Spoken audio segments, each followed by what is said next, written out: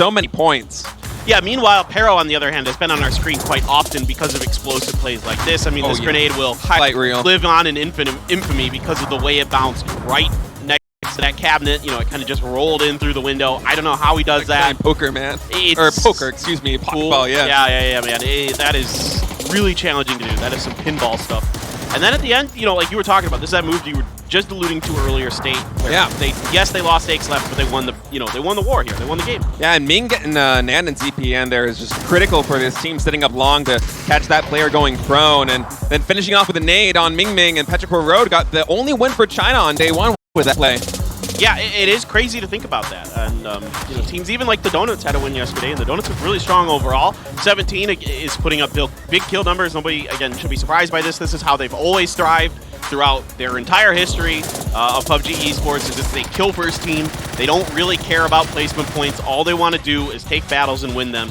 And with hero plays like that, from Shao DD, who's their top fragger right now, yeah, it's looking pretty good. Yeah, this team, their MO on Erangel is just rack up the kills as fast as they possibly can. It's often on Miramar that we see them translate those into wins, because Miramar really plays to their strengths as a team, just, you know, going for fights, controlling territory. And I'm excited. 3 Miramars to start things off today. And a lot of these Chinese teams are going to be very happy about that. It seems to favor them more than anyone with their aggressive play style. Well, and particularly for GFY, a team that's very, very good. Historically, those players at least are very, very good on Miramar.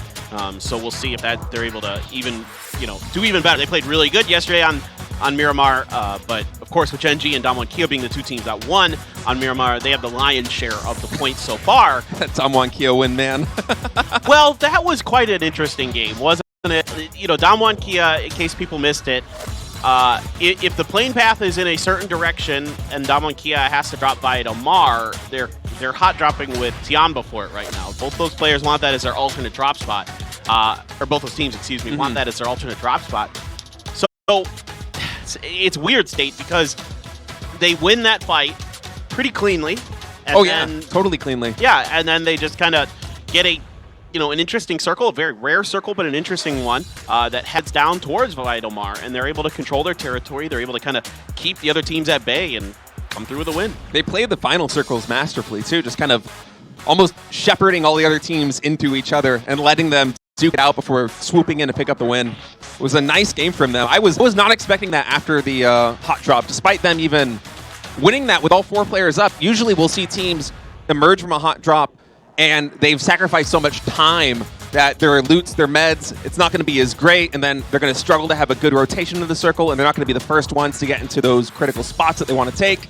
But yeah, just kind of serendipitous. Everything went their way that game. No, you're exactly right. It was kind of a perfect storm in some ways, but a really well-played perfect storm, as we're going to watch a little bit of an Onyx. Again, we weren't super keen on Gen G until the very last game, where they came through with a big win, but able to control their territory very nicely. You know, New Happy and Tianba get stuck on the other side of the road. Tianba kind of does Gen G a bit of a favor here and wipes out the Freaks a little bit earlier with some help from Tai Lu.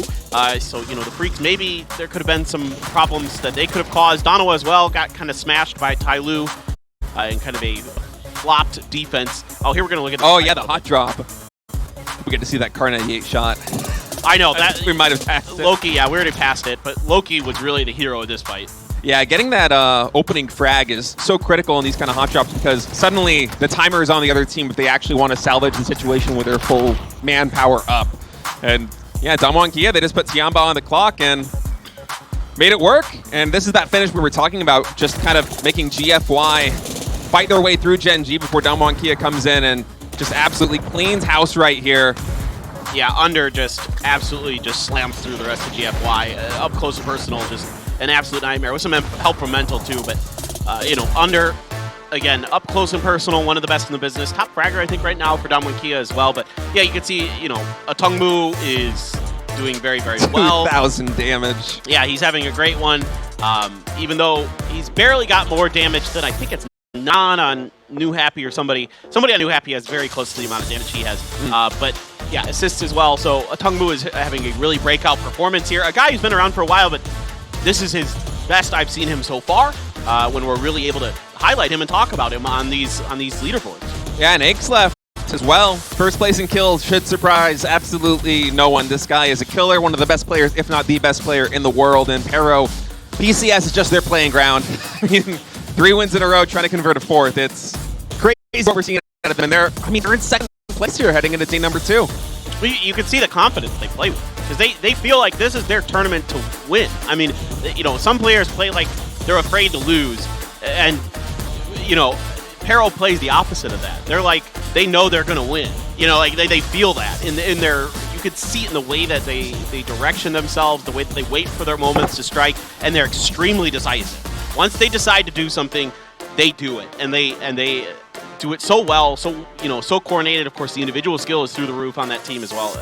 They're fantastic to watch.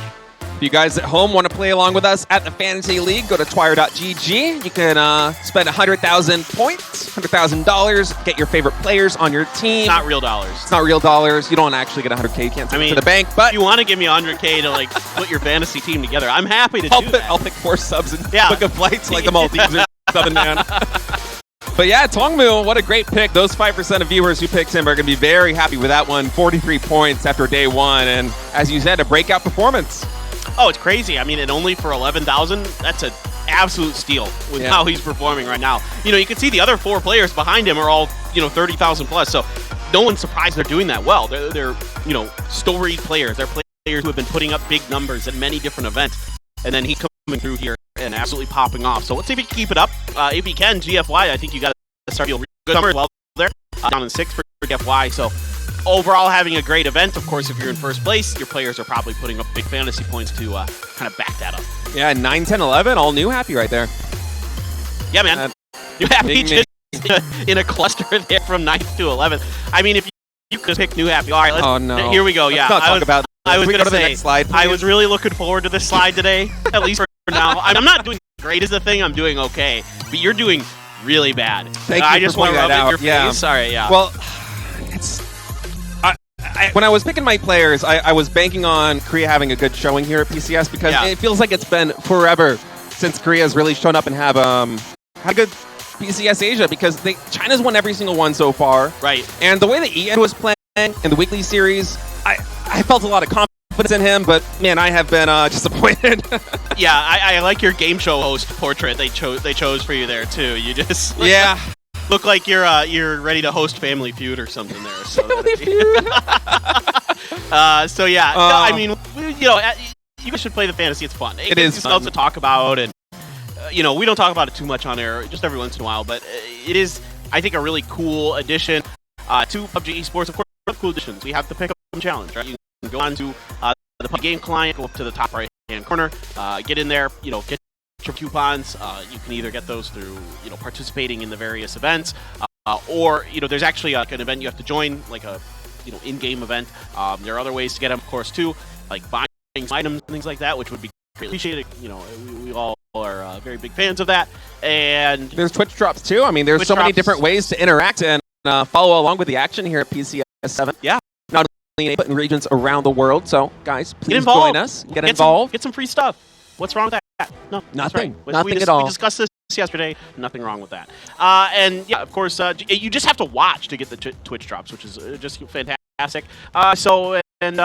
Yeah, that's what you can do. You can be more involved than just watching, than cheering. Sit on the couch, crack open a cold one, get some pizza delivered. Yeah, like that's what we did. Twitch drops. I mean, without the cold ones, we had pizza delivered. But yeah, I mean, just get some free stuff for chilling out and enjoying some PUBG Esports. So, if you guys are interested in that kind of stuff, I think it's a lot of fun. It is going to be a lot of fun, and it gives you something else to kind of root for. But I think today is going to be an interesting one. Again, with 3 Miramar games. Like we've been talking about, you kind of start to think that maybe this is going to be a big day for the Chinese teams again, which is scary because they already had a big day yesterday, despite not coming through with big wins. Yeah, but only 1 win converted. Yeah, I'm worried about the Korean teams, and I'm trying to place my words here, so I'm not. I'm not trying to be overly critical. It's tough because the Chinese teams are insane. They've got so much talent in that region. It's just out of this world.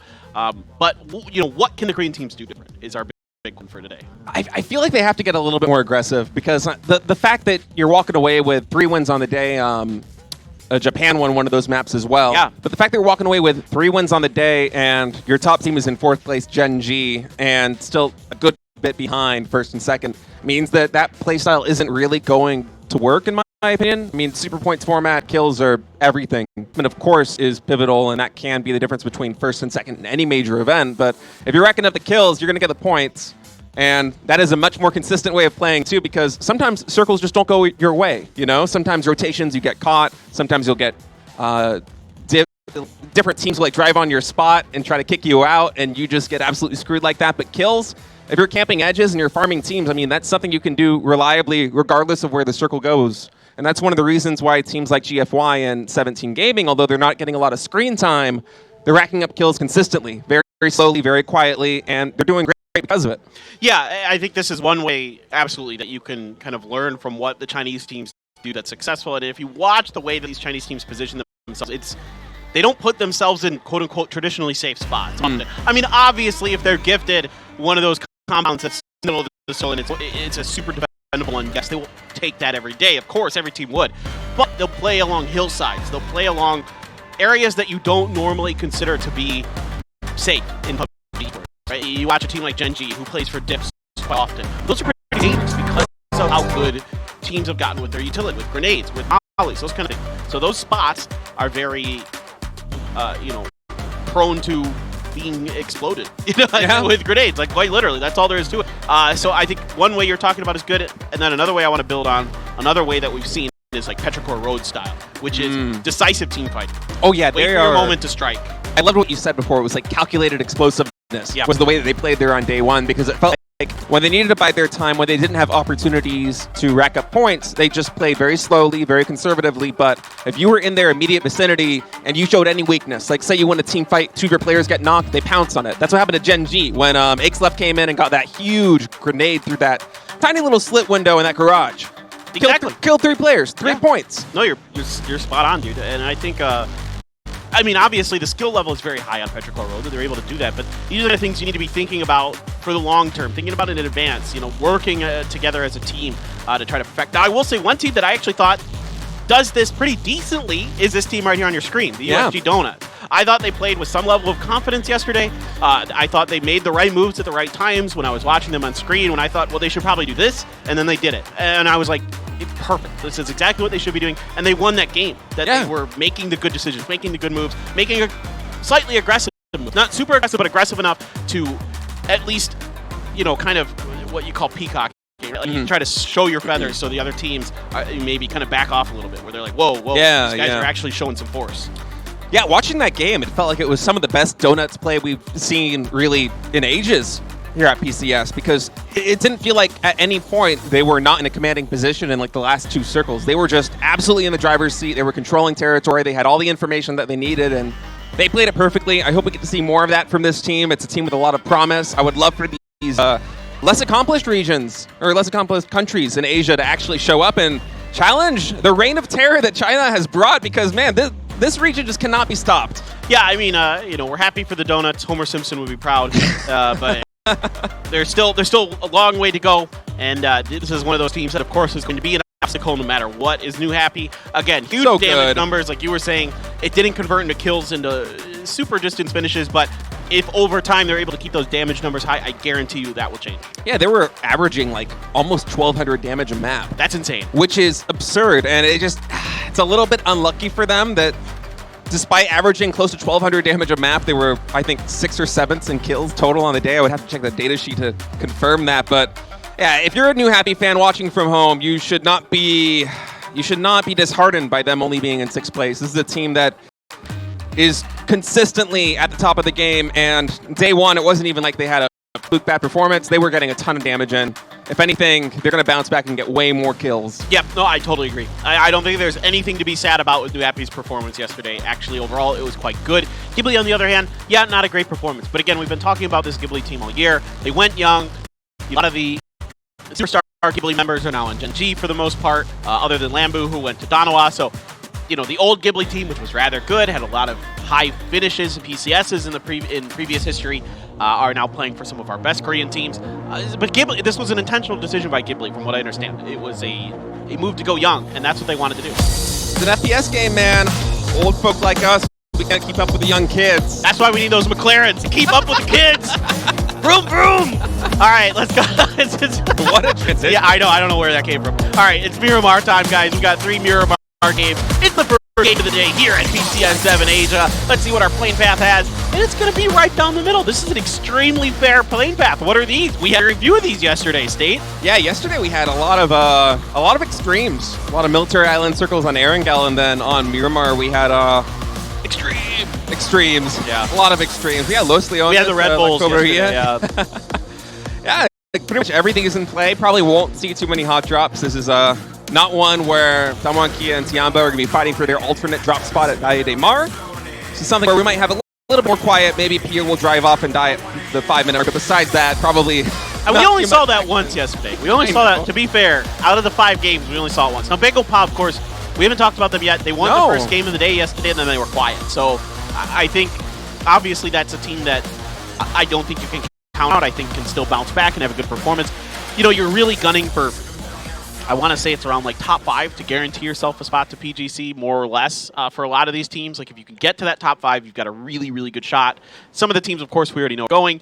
So beyond that, you're just trying to finish as high as you can because still in Asia, the situation is rather wild. You can see our winning teams, and we've been talking about it all day. Mm-hmm.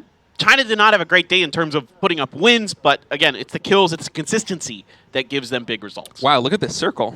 Yep, down south. It's another one that's really far down southwest. I mean, we can only hope that this just like triple shifts down to the island. That's extremely unlikely. Kind of Los Higos Pinas, well, you're talking about like a less than 1% chance that happens, but you know, there's a world where it happens. But most likely, this is going to be heading east or south east of Chumacera. That's the most likely results here. Yeah. Probably could go north, could hard shift north of Chumacera as well. Typically, these circles like to kind of fit themselves in between, like, Chumacera, Los Leones, Picado, like somewhere in that stretch. South of that as well, into those fields that are south of Los Leones. So, yeah, getting a shot. I think this is right before... When was this exactly? This is the last game. Actually, yeah. Oh, yeah, Genji here on this side of the road. I'm remembering now. This is the one that they locked it down. Yeah. You can see Soul was the last member alive for Donald, just trying to scoot around and see if he can squeeze out whatever extra points he could. But, here in Onyx, clean with the SLR.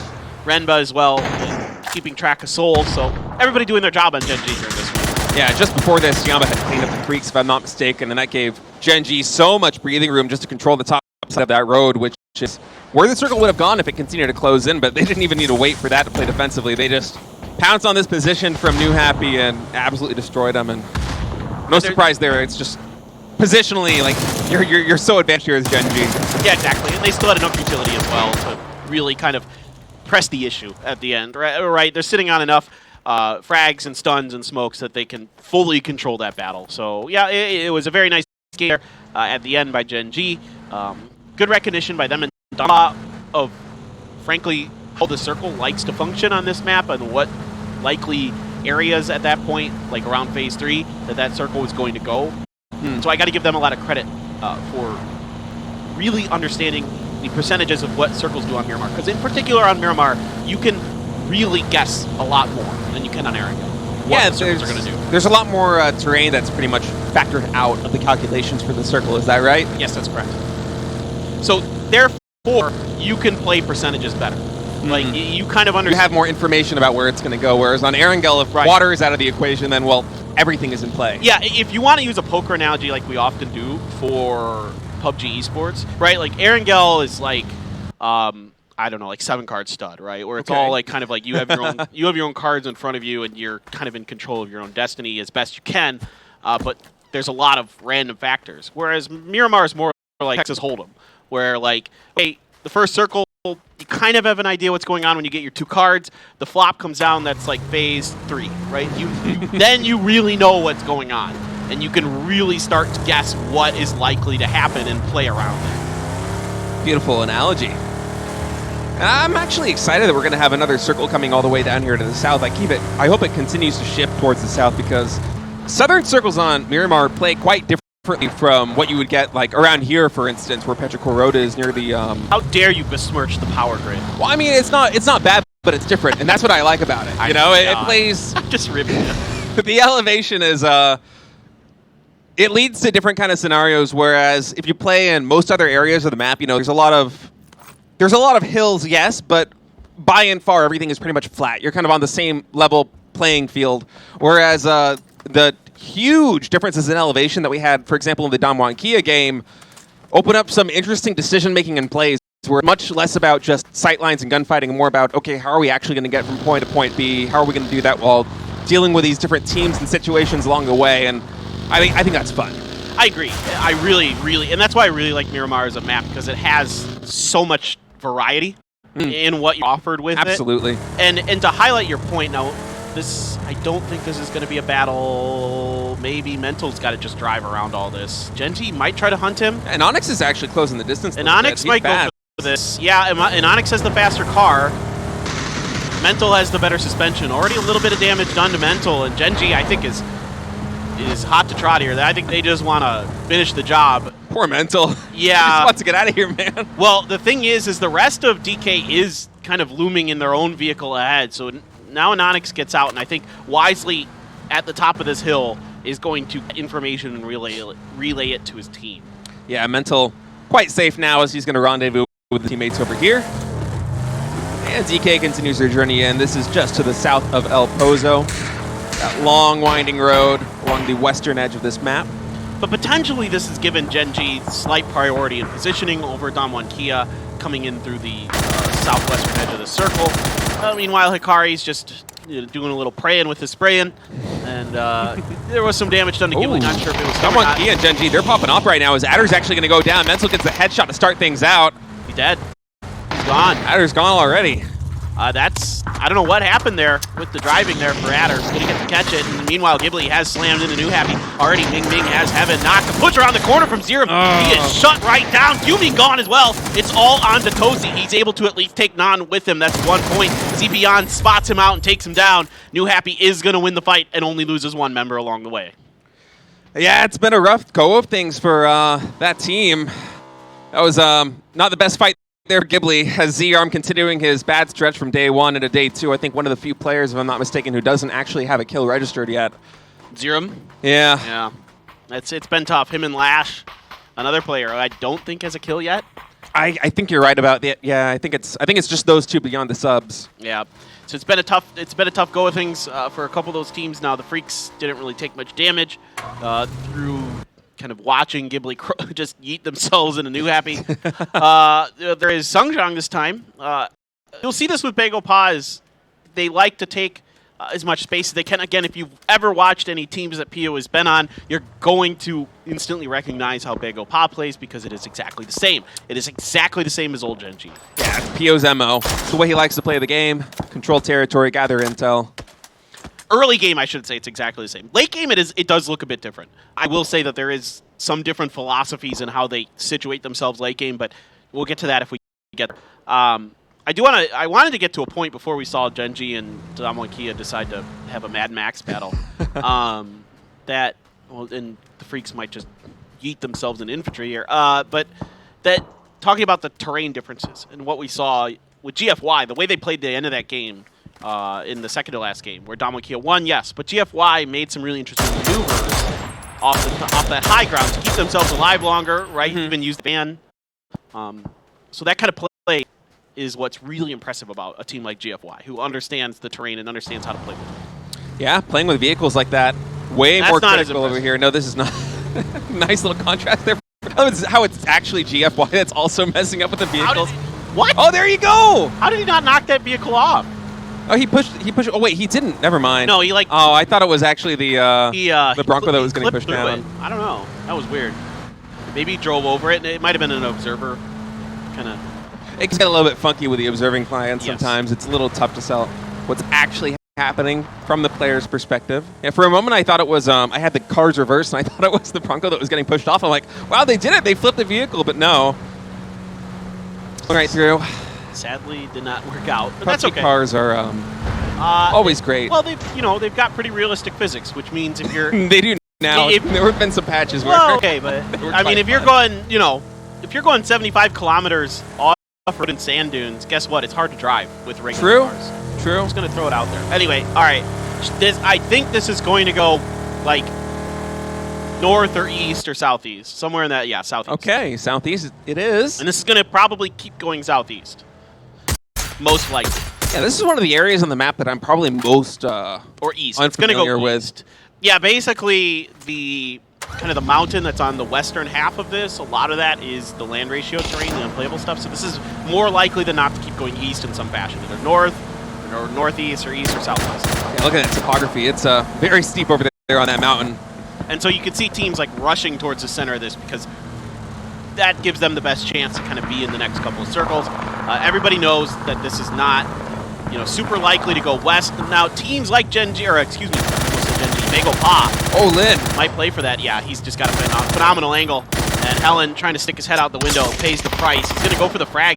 He's right there. Tuchel got the knock on him, but that grenade might have been enough to get the flush onto Helen. No, it's not. Helen still alive. Salute coming in to help out. And right now, Salute and Soul are saving their teams alive. But Petrichor Road has an angle down into this. And it is Aches left so good there with that Mini 14. Gets Lambu. And now Donovan a lot of trouble right here as Ming is also coming right on his heels. Soul might try to just vacate this position. Salute as well. I think they have enough vehicle barricade to create that they can get Lambu here, and now they're getting some help from GFY. So, this is the kind of the danger of the third-party style. I like the quickness here, the response to just grab Ming and run, knowing that this position is no longer safe and not messing around with trying to harass Donovan any longer. And this is these decisive decisions are what makes Petrichor Road so good. Yeah, you got to respond quickly like that if you're going to be able to handle these extremely long angles because you're exposed on pretty much every single side here, Aspero. Peng shooting from 700, 600 meters away there, by the way. That's a long shot. Yeah, those are really long.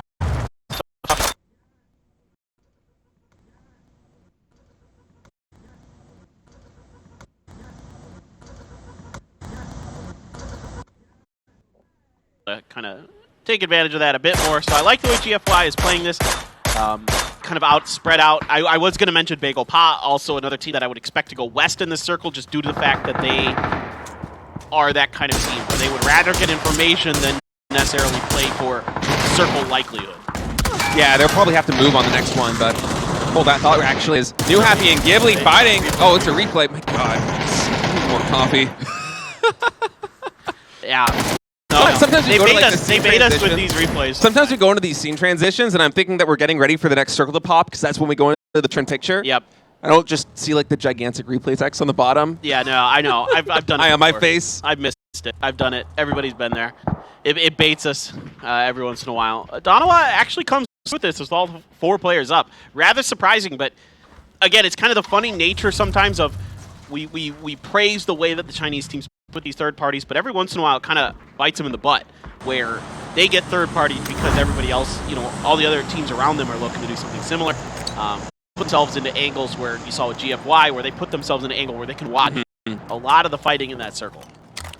Yeah, but you just kind of take the good with the bad on that one though, because yes, even though sometimes you get punished for going for all those long team fights and you might get 3-peat as you try to wrap one up, it does usually translate into consistent kills. Yep. And although we haven't seen a lot of these Chinese teams get very deep, we only had 1 win from China on day number 1. Doesn't matter. It's in the mid-game where they are just tripping on the edges. Exactly. Oh, look at this. Now it's, lo and behold, look who's fighting. Damwon Ki and Tianba. Apparently this is going to be the story of this event, is these two teams just fighting with each other all the time. 7-7 able to find a little bit of damage in response to Loki's kill, but not much else being done here. Meanwhile, Donovan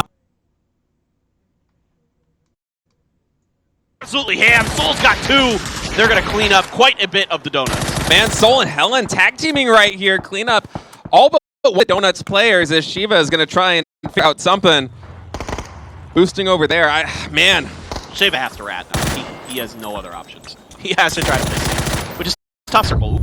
Wow, Logo's so brave there, just reading the trajectory of the nade and knowing it's actually not going to hit his window, holding the angle, then getting the shot.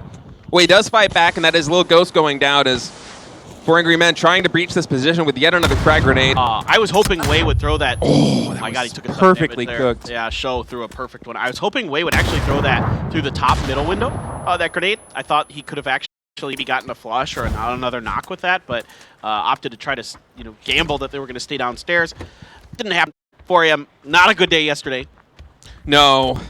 See if they can turn around, hey? Surprisingly, at the bottom of the leaderboards. Yeah, they've been struggling outside of their region. They still do okay in the PCL, but here in PCS recently, and going back to the times that they would always hot drop, things have been tricky for them. It's surprising too, because even in PCS 6, although they didn't really have the best of performances in that one, it felt like anytime they would go into a head-to-head team fight, they were absolutely terrifying. It seems like a lot of their troubles back in PCS 6 would happen, either in rotations or getting in three-peat or not getting deep or just not racking up kills. But if you get them on even playing field with anybody, it feels like they could really hold their own. They were kind of a wrecking ball in that way. Yeah, the firepower we know is really, really good on 4A. It just seems that the decision-making maybe not up to snuff with the modern kind of meta. We'll see if they can maybe turn that around. This fight has been going on for quite some time, and I'm not going to be surprised if eventually somebody like Tianba starts scooting in towards this to see if they can do it. In fact, that's exactly what just happened. Tianba just shot into the backside a little bit here, but now more grenades invested into 4AM, and not much profit found for 17 off of those grenades. Yeah, frags running low on both teams now as they're using pretty much all their utility but not finding any advantage. 17 continuing to hold that position. Meanwhile, 9-11 and GFY rotating on through. They found the rat. Yeah. Or has the rat found them? Is Shiva's going to get one? No. Rat did not find them. I don't know if res is doable, though, because the Circle 4 is about to pop. Which you're right. I actually didn't realize that this was in the blue. Can't res that. Oh, that's brutal. Gotta let it go. Circle's going to shift up to the north. Yeah, it sucks. No, that's all there is to it. I mean, Shava did what he had to do. He had no other choice in that situation. Because Donawal was still barricading that end of the circle. Oh, and now this angle here for Seoul. Not able to translate it into a knock. That's a lot of damage on a Tongmu. The damage leader there on day one. A little bit of cover fire. He can get close enough for this grenade. Oh, it's plenty close. Will it come short? Oh, it's right on his feet. Look at that nade from Seoul. Gets 9-11 as GFY scrambling to kind of salvage the situation. Donovan needs to finish this fight. They need to hammer into this. Somebody's got to get some shots into a Tongmu. Oh, Seoul very low on HP right now. He's able to escape that grenade here from Lambu. If it bounces right, it's going to be good. It just bounced a little bit off. Kind of hit a funky angle on the side of that hill. Yeah, Happy HS starting to come in. Might want to find an angle to 3P this just a little bit as the fight rages on. Lambu here gets knocked by Pang. A little bit of tit for tat there as these two teams eating away at each other. He tried to go for the flush, not going to find it. Let's see if New Happy is going to get aggressive on this knock. The smoke is going to come out. You can see us watching from the warehouse, but not so far able to get down. It is a little bit difficult to come out of that warehouse. There's quite a big exposed area out of that fence. So if you kind of sneak, you try to peek out a little bit, you're going to pay the price. So you can pay the price. Helen here has found himself under the purview of PO's SKS. And that DG, yeah, DG's going to claim the point there for Bagel Pop.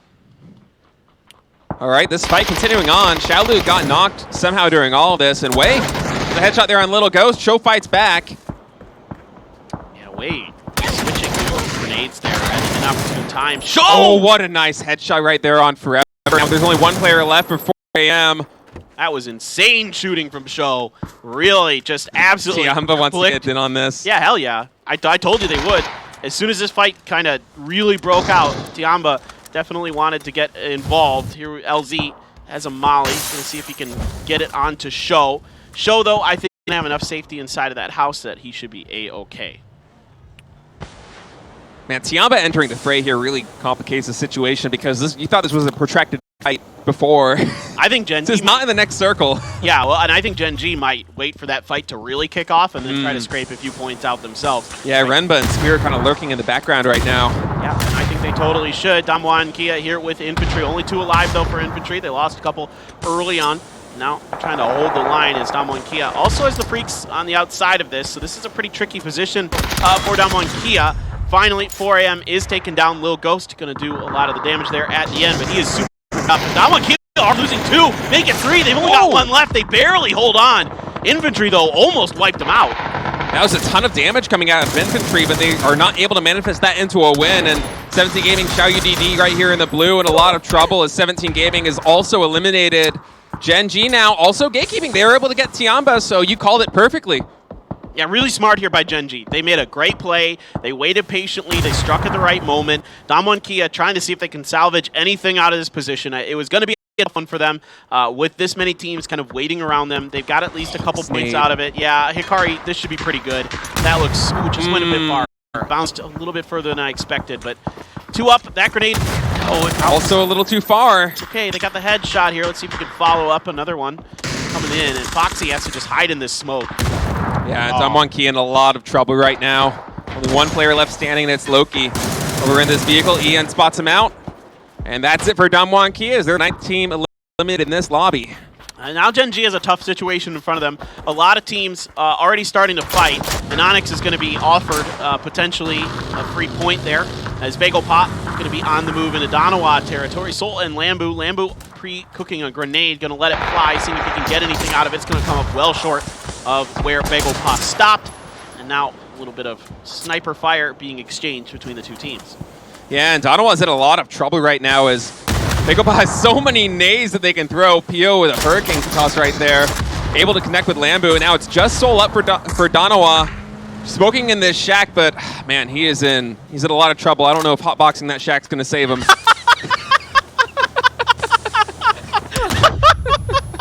Another nade coming in. Soul on 24 HP. Too-Hard able to connect there with the SKS. That is Donawa going down. Yeah, that's that box was definitely not. That is for sure.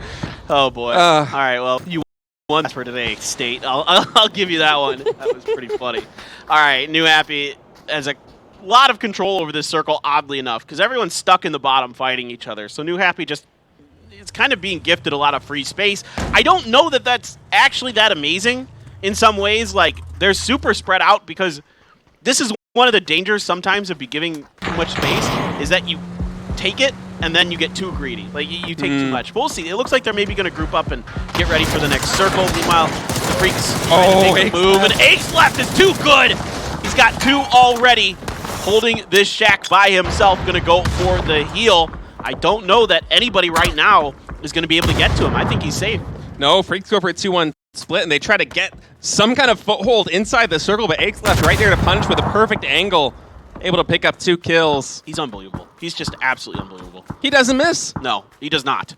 And he's so smart, too. His timings are phenomenal. The way he plays off of skews, the way he just knows the angles for grenades and all these things is just out of this world. Still an Onyx and a Spear alive for Gen G. Getting some placement points at the very least out of this game. Going to shift up a little bit to the north here, a little bit towards New Happy, but Bagel Pa starting to make their way towards New Happy's compound. Ian trying to salvage anything out of his position, but he is in a bad spot, and GX is going to sniff him out. Yep, Yan Lee there gets taken out by Sia. In the meantime, as GX trying to breach this position over here all the way to the southern side of this circle, and that's just SSR all by his lonesome. Xenon all the way to the southwest, and yeah, CC's going to take him out. Is not a lot of cover over there. CZ can see his feet from behind that wheel, and so that's more points for Ty Lu. Ty Lu 4 alive. An uphill kind of situation in front of them. You can see that going into the next circle, they're like a few of their members are already kind of in it. There with the God compound still on the very end. And then they have to kind of fight up. But that's not a bad position at all, and I think if right now you ask me which one of these 6 teams that is left is going to win, I'd probably gamble on Ty Lu, just based on their positioning. Over New Happy? Yeah, I would, yeah. Yeah, I think just usually at this stage of the game when you start fighting uphill, I think it's better, and I think Bagel Pa is kind of maybe biting off a little bit more than they could chew. I would have liked to have seen Bagel Pa try to angle into New Happy's old position a little bit more, but I think they took some damage trying to get there, and now I think they're going to try it. Now I think they're going to make the attack onto HS's position. Yeah, I think that's a smart call too. If they identify that New Happy actually has this 2-1 split, then HS is going to be in a lot of trouble. Is actually ZP Yan here going to go down for New Happy. Ming Ming does fight back, gets the knock-on spear, going to try and go for the res. Well, now especially... Akeleft is still there. Well, Onyx doesn't want to give the kill over to Akeleft here. He's going to eat the blue and see if he can finish off Akeleft with some nades. Not going to happen. They come up short. So now, did see Bagel Pa make the move to the road. They didn't push all the way into HS's compound. I thought maybe off that knock they might give it a go. They do not. They have to know it's New Happy that's left in there.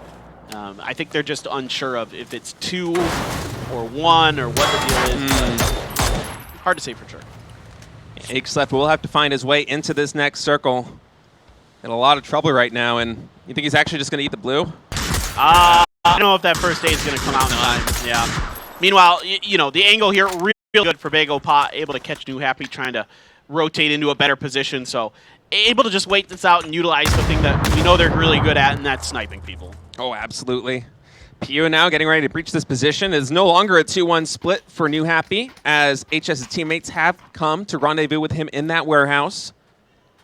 Bagel continuing to slowly work their way up. GEX Zenon in the meantime. Last man standing for his team gets a lot of damage there on CC. No knock, though. He's in a lot of trouble because Tyloo has their full force, and that's Hongs with a headshot converting kill. Yeah, and so now Bagel Pa and Tyloo, it's kind of keeping New Happy away from them to, it's kind of like that first game yesterday, right? This is very similar, except it's, New Happy instead of Pero and Tyloo instead of the Afrika Freaks. This game looks very similar to that in a lot of ways. All right, New Happy making their rotation down to the southeastern side. A little bit more happy with his position in that warehouse, but Tyloo does have an angle there on Ming. Ming gonna have to retreat back to cover. This is decent for Bagel Pa because now New Happy is more Tyloo's problem than Bagel Pa's problem. Yeah. The problem for Bagel Pa is the hills here aren't quite as good. There's a lot more cover for Tyloo. If you look, I love what our observers are showing us right now because you're really getting a good idea of the landscape that these teams have to work with. It's great to understand exactly what the situation is because Bagel Pa, while they do have the widest sight lines, they have the most area covered. As you said, not the best hilltops, not the best terrain, not a lot of natural cover they can work with, and that's why we see Two Heart trying to manage with some smokes and some vehicle and shed cover. Yeah, to find some middles happen as he's going to slowly work his way into the circle now. Those smokes are set up for him to move his vehicle, which you can see him doing on the map, just to push a little bit further ahead to keep himself safe while he's driving. Essentially, the reason you throw some of those smokes, like people are probably wondering, well, the vehicle's behind a building. Why is he throwing smokes ahead? It gives him more time before the enemy players can identify where the passenger is in the car to shoot at. Out in the open, no knock. Decent damage. Not going to finish the job, so I think they're just in that position as New Happy. Very unlikely to be after this next circle, as the Phase 8 circle is coming up next. Yeah, and look at how tight it's playing on the minimap right now. They're just staying as tight-knit as possible. They don't want to spread out too much because things can cascade very quickly if they actually engage on New Happy and the first few frags do not go their way. Does PG have an AWM? Does Did he? I catch that? I'm not sure. I hadn't heard any AWM shots. I haven't heard it, but I thought I saw it briefly. It might have just been kind of an optical illusion. Oh, no, that's it. Yeah, that's an AWM. I was right. Huh. My eyes do not deceive me. A huge knock here for Two Heart now. Bagel Pot might have the door open to try to finish the job. Oh, what a nade. Oh, it bounces, but it actually hits the player that was kind of trying to sneak in for the res there. Zhao Yang going to be difficult to get to as more utility being invested. Yeah, Bagel continuing to push forward here in the center of the circle right now as Tyloo scrambling to get that res, scrambling to get into the circle as Zhao Yang slowly bleeding out here. Just barely on the cusp of that safe zone. And man, this circle's going to go all the way to the west. Bagel Pa very happy with this one. Yeah, absolutely. This shift's definitely in the favor of Bagel Pa. It kind of forces New Happy to either try to work through DG98 or to work through Tyloo. I think that based on the slope of these hills, they're probably going to have to try to fight through Tyloo.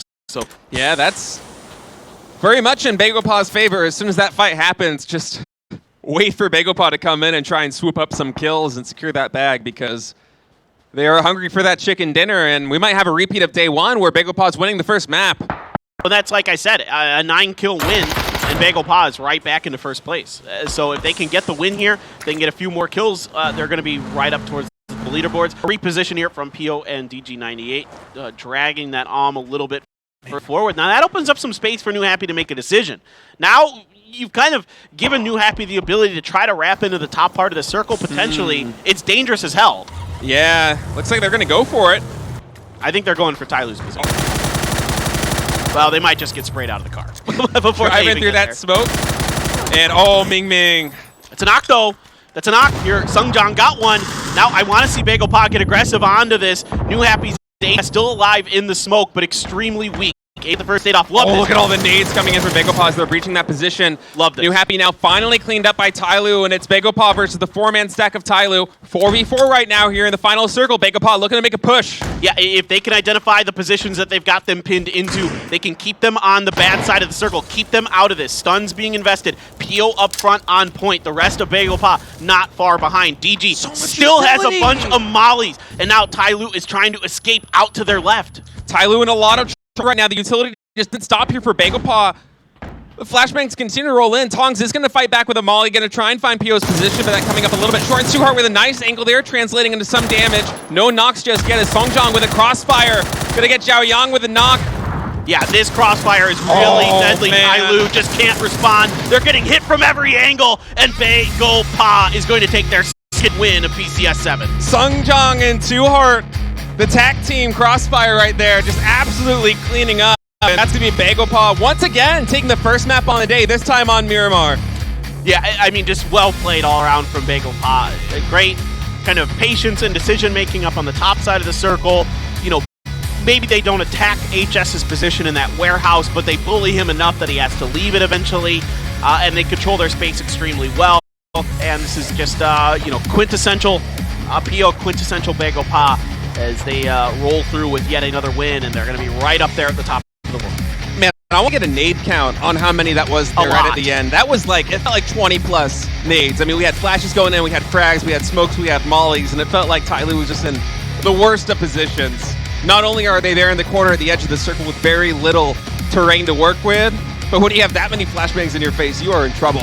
And it's just great work by Bagelpaw. Yeah, they don't get any knocks out of like the mollies and the things like that. They force Tyloo into such a bad position where they have no idea what's going on, like with those stuns ringing around so disoriented. you. Yeah, you have no sound cues. You don't know where players have rotated to. You don't know the positioning of your opponents. You just have to rely on outrageous reflex reactions, which, you know, yeah, can happen. But Bagelpaw played that endgame to perfection.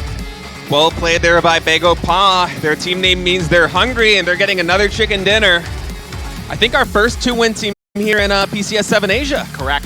Absolutely correct. And it's a team that, yeah, as the day went on yesterday, kind of slowed down a bit, but today we'll see if they're able to continue to capitalize on their momentum that they've created for themselves once again with a big win. And, you know, again, this is a team that wants to go to PGC. They've said it. These are players who, even if it's their last hurrah, they want it to be a big one. You know, they want it to be a memorable one. And they certainly are making a case for getting to the Global Championship. Absolutely, and I'm feeling a lot more confident about their odds after that Miramar game because, in my opinion, that was even more impressive than the Erangel win. Because on Erangel, the circle just kind of continued to come towards that mountain on the military island, and they racked up kills, they held that position, and they translated it into a win. But here on Miramar, they really had to fight for that one, and I loved the decision-making there in the final circle, just letting New Happy fight it out, get that engagement, and then coming in with all of that utility and just absolutely storming that spot. I mean, never had a chance. Yeah, it's great patience, and this is what, you know, when Bagelpaw has good games, it's because they wait in the wings. You know, phase 3, I said, the circle is very likely to go east on phase 4. It did. But what does Bagelpaw do? They go west. They go to the area that the circle is not going to go to because it's got the high ground. They can get the information, they can wait for their moment to strike, and then they can try to snowball that into a successful late game, and they do. And then it traces for all these nades.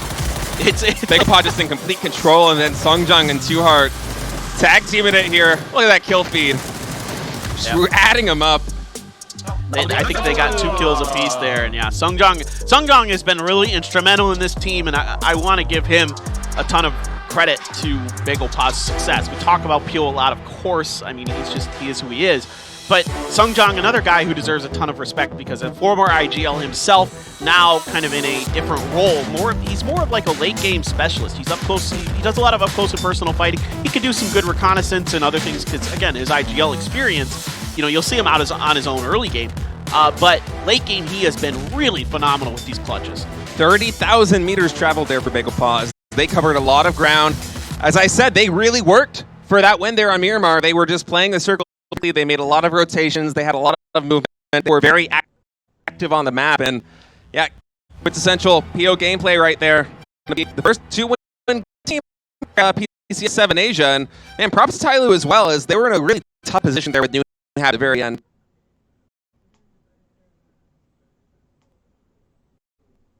Yeah, it got a little bit funky for them because New Happy couldn't find any purchase or any space against Bagelpaw. Bagelpaw, that's to their credit, doing a good job swatting them away, and Tyloo got boxed in at the end of that game because of that. And, you know, there may have been a timing where maybe Tyloo can try to, hit a flank of Bagel Pa or try to push through them or something. But at the end of the day, it was a tough position, and I don't fault them too much at all. They still played a nice game, held their ground, did what they could towards the end of that game. At least got the points for New Happy and got a second place. Not a bad game. Yeah, I really want to see the kill totals for that game, because I think Bagel Pa, if they're not in first, they're very close to the top of the leaderboard right now. Yeah, they've got to be real close. And we'll get right into our next game, guys. It's another Miramar. We're going to, yesterday we had some tech issues. Hopefully today we can be a little bit more, on the money. A little bit more streamlined, yeah. Yeah. Would be nice. That's the hope. But we'll see. I think, and then we'll take a break. So, we've got another game before our break, so stick around. Next game is coming here very, very shortly once we get it all fired up. New Happy still looking good. I mean, what are you going to do? These guys they're tenacious, they're smart. Like I said, they kind of got in a weird position where they were given so much space. Yeah, it was odd, especially with that 2-1 split they went for, and then the circle just really didn't seem to go their way. I mean, after the circle shifted 1 or 2 times, they were just kind of in that corner where, as you said, they had to make a gamble and kind of just gambit to the center of the circle, or they had to fight Tai Lu. They opted to fight Tai Lu, and Tai Lu just had huge advantage on that position. They got on top of them so quickly that New Happy wasn't even able to really throw any grenades to buy themselves any time at all. Yeah, they got 1 smoke out, and that was it. So it was not... I think it might have even been a smoke. Like, might have been. It wasn't before they got out of the vehicles. And if you're a New Happy fan, you should be really, really happy with this performance, because although they aren't yet winning a lot of games, they're not getting a lot of kills, they're consistently at the top, they're getting a lot of damage in. They've been playing really well here in the first 6 maps. Yeah, no, that's why they're the global champions from last year. That's why they've won the PCL both times this year. I mean, they're the best in the business, in my opinion. And yeah, they might not win PCSs, but they're winning. They're winning the bread of the sandwiches. You know what I mean? The bread. Yeah. Well, that's not a nice way to say that. That's not a nice way to say it. Well, it's because it's like the PCL and then the PGC, but they don't win the thing in between. It's not a nice way to say it, but they're really good. Is what What's I'm trying something? So they win the thing on the outside, they don't win the thing in between. Is that what you're saying? What's a food where you want the outside? The outside is better? That's a really good question. I'm not... I guess a donut, because like the middle's just a hole. Donut. Yeah. The middle's just a hole. I don't know, man. Hey, that's a tough one. I can't think of anything off the top of my head. Maybe an egg if you really like egg whites. I don't know. But look, I don't know, dude. I can't come up with anything good now. There's some gym nut at home that's like protein. Let's go. They get it. Bro, swole. Yeah, we're going to see a little bit of this end game. And again, there wasn't much New Happy can do. I think you're right. I think those were pre-smoked. Yeah, that smoke was already half expired. Yeah. New Happy just really giving no purchase, as you said, and a lot of trouble right there. And then Bagel Pa with the perfect crossfire on top of this. Tai Lu just literally fish in a barrel here. Like, that is the least defendable dip ever. Oh, they have no idea what's going on. And I mean, the timings here are great. Like, it's one or another taking turns shooting so that the attention of Tai Lu is all over the place. Right? They can never really keep track of what's going on. So doing a little bit of post-match analysis as we get ready for our second Miramar of the day. So 18 points. They're going to be, if GFY had gotten 0 points, which they got 2, so that should mean Bagel Pa is 3 points behind GFY, if my quick mental math is correct. Still a really good game for Bagel Pa, and now they're right at the top of the leaderboard. Who knows if it's second or third or whatever, but they are right back in the conversation. Donawan needed a big game, one of the bottom place teams coming into today after yesterday, so 7 points is still a really good start to today. They had to fight tooth and nail for their position. I mean, credit where credit's due. Donawan fought really hard. Too Hard going to be the MVP of that match. 448 damage and 3 kills. Although that's not super impressive right there on the scoreboard, it kind of goes to show what a team effort it was there from Pa. Closing that one out. Just everyone coming when they needed to. I loved handing off the peaks with Too Hard and Songjang right there at the end. I think you were perfectly right. They both picked up 2, and yeah, very well executed win there. It just shows the class of the team, and it's selfless. They don't. The funny thing is Bagel Pa is all they care about is winning. I can tell with the way that they play. Yes, they play PO style, but they play it because they know it works. They know it's a winning formula. So they're in 4th place. Man, it is so tight at the top. Oh, this is so. Petrichor Road in first place, tied with GFY now at 51 points apiece, and right behind them on their tails, Tai Lu at 49, Bagel Pa 48, 17 Gaming at 47, and New Happy at 45. I mean, the top 6 is a 6-point difference between 6th place and 1st place. And keep in mind, this is after New Happy on day 1 had the most damage and the 7th most kills. So they are kind of a sleeping giant right now here at PCS 7 Asia. Yep. this is exciting because there's a lot of different teams that can win this right now. And I also I've been liking a few of the changes I've seen from like Gen G. Even though they lost, a player early in kind of that weird battle with Damwon and Kia, they still were aggressive in the late game. They still picked up some extra points. Damwon and Kia was in a bad spot. They at least got some points out of it, I guess. In the middle of that game, they kind of tried to make a center circle push, which is tricky at that stage. I don't know exactly what their situation before that was like. I'd have to go back and watch it. But I do have to say there were a few teams that I thought made some nice adjustments here today. Gen G was the one that stood out to me the most, the one that's on your screen. Being aggressive when they needed to be, even in a bad situation, even in a situation where they had less players.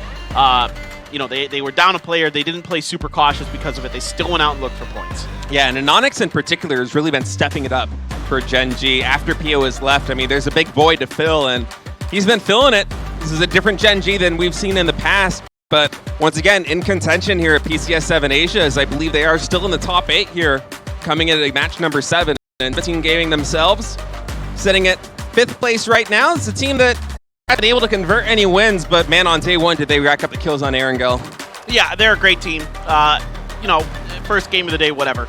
And everything's so so tight at the top of the leaderboard that, this is going to be one of the, at least right now, it's looking to be one of the most competitive PCSs ever. Just ever. Yeah, I really hope this trend continues because we have had PCSs where just a couple of teams will absolutely run away with a pack, and then we're going into the finals like, okay, well, 1, 3, or one of these 4 teams are probably going to be the champions. Let's see which one of these it's going to be. But if we can keep a tight race like this coming into the second weekend, I'm going to be very, very excited because a 6-point gap separating 6 teams, that is nothing at all. Yeah, exactly. All right, game number 2 today, match 7 of PCS 7 Asia is up and away, and it is still Miramar for this game. Another pretty fair plane path right down the center. Yeah. This time horizontally instead of vertically.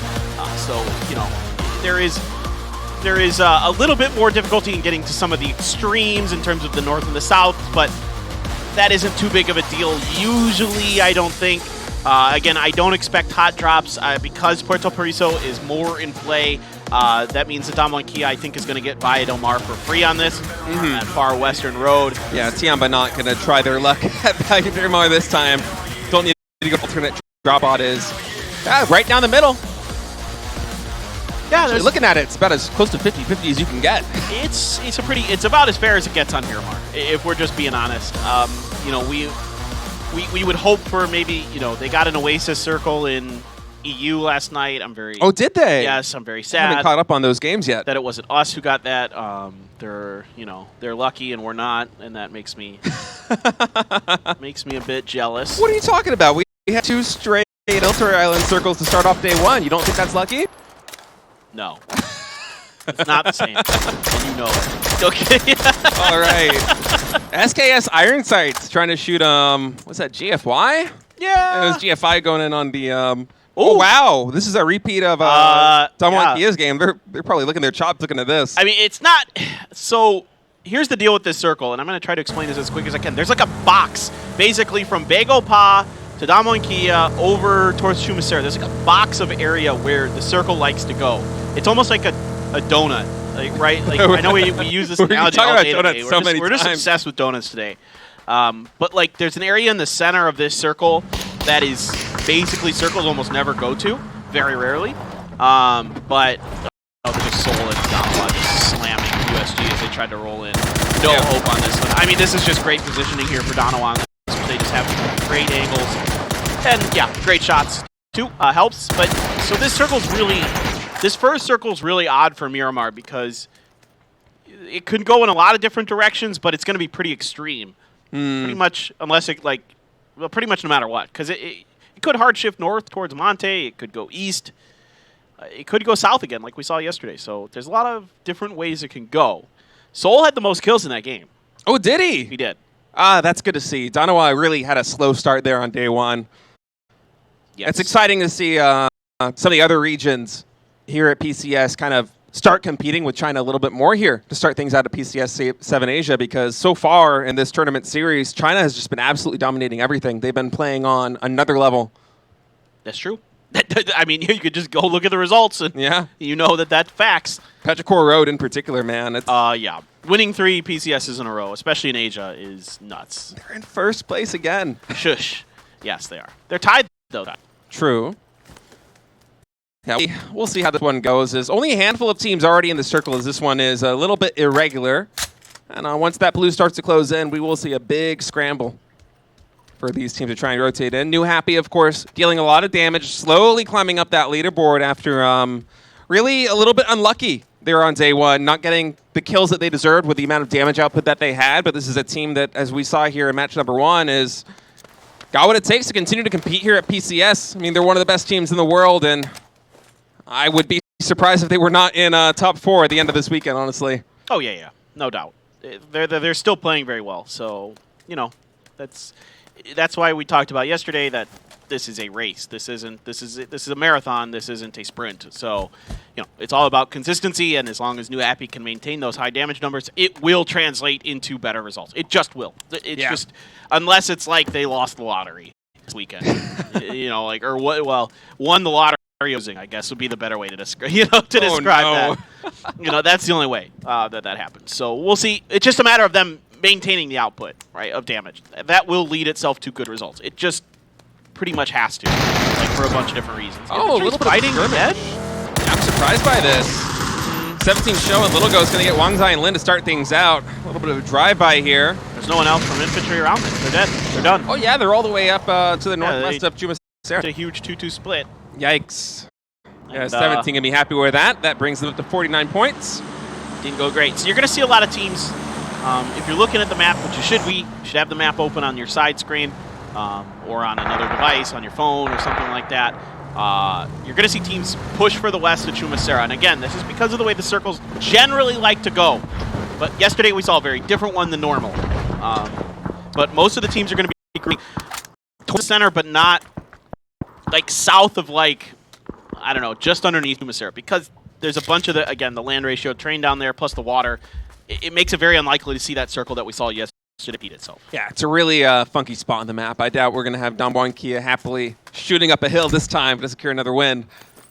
And we can hope. Well, they're certainly hoping. That's a fun circle. I think that's a great circle because it's great. So I bad. love it. Actually, we haven't had too many Miramar circles kind of go the way you would expect so far here.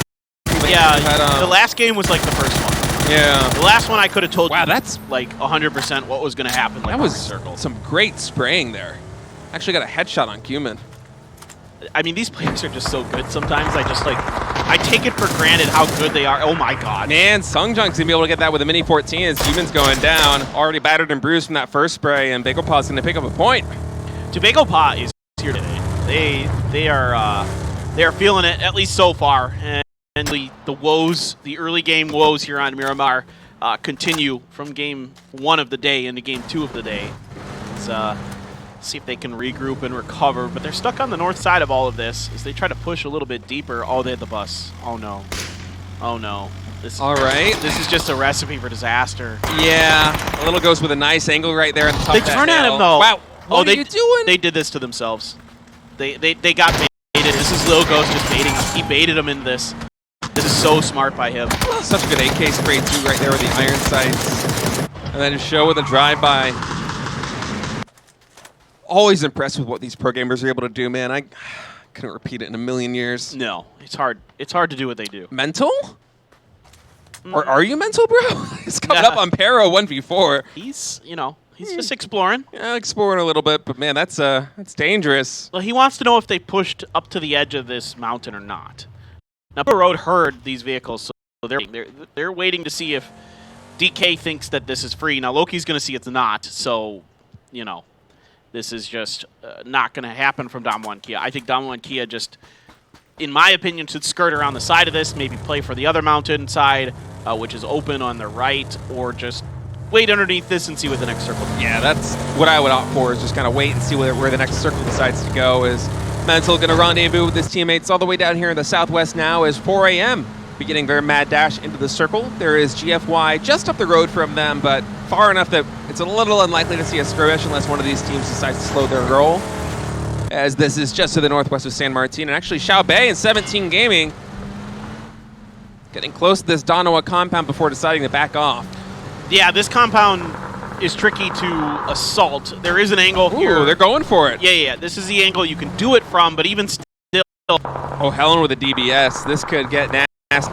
Yeah, well, the vehicle driving around makes it a little bit harder to hear the footsteps, but the door's closed, so that means Helen can react based on that sound cue. This is why I'm saying it's difficult, is because the angles to push through require a certain level of sound cues and door opening to happen. Just 2 players in the building now for 17 Gaming as the Cavalry is on their way. Helen now just holding this angle with that DBS. And here comes Little Ghost and Show. And wow, actually, Xiao UDD somehow finds an angle to shoot Helen where Helen can't see him, and Helen just... Xiao UDD will be able to convert the flush. Huh. That's an uncharacteristic mistake from Helen. You don't see him do that kind of stuff very often where he's in a position to get just out-traded like that. He had the right gun in the right situation, just didn't hold the right angle, taken down for it. Now Lambu wants to find an opportunity to throw some of his utility inside of here. There was a knock on the show that he's trying to take advantage of, but it's proving difficult. Yeah, even Monster giving some help here as he's railing out a lot of these players as they exit this compound. Lambu on half HP. Little Ghost now getting the res on Show. 17 Gaming, if they get this res, we'll be able to have 4 players up here in this fight. Donowa already down to 3 as Lambu's trying to hold this really tight angle. Oh, he closes the door with a frag! Oh, it bounced back! He closes the door with a frag and Little Ghost throws it, Xiaofei gets knocked. Oh, the timing! And then Lambu peeks out. Amazing. And that's a knock and a kill. Oh my god. That Hold the door. Genius. Hold the door, man. Actually genius. Now Xiao UDD is just... he's mentally tilted. He just grenaded himself for no reason. Oh, Show, though, holding the stairs. Soul trying to return the fire. The angle around the corner, just not quite enough for him to get a second player. Here comes Salute. Lambu starting to get very, very weak. Grenade is out. Soul, I think, going to use this opportunity to go for the res. Indeed, should be able to get it. And Salute is going to hold to make sure nobody pushes. Yeah, Show now getting the first aid off as he was very low HP. And 17 Gaming and Donowa are really going blow for blow right now as both teams down to 3 players. Behind all of this, New Happy ZP driving by. We'll see if he decides to stop and try and get in on the action as Show peeks out, takes down Salute. Soul with a Molotov, going to get Xiao UDD behind that. Show is just unreal. His reaction times are just godlike. I mean, Salute had him. Should have had him. Oh, that was a meaty spray right there. And New Happy is finally here with the party. Donowa might be in trouble. They're going to try and hold down the fort. Soul is able to convert on Ming Ming, but only 21 HP now. It is really badly damaged. More New Happy players coming in. That's it. Donowa is out. New Happy just passing on that opportunity. Oh, yeah. No, I mean, New Happy, you know, that is a gift. That is, you know, a gift that is wrapped, and the bow is already being...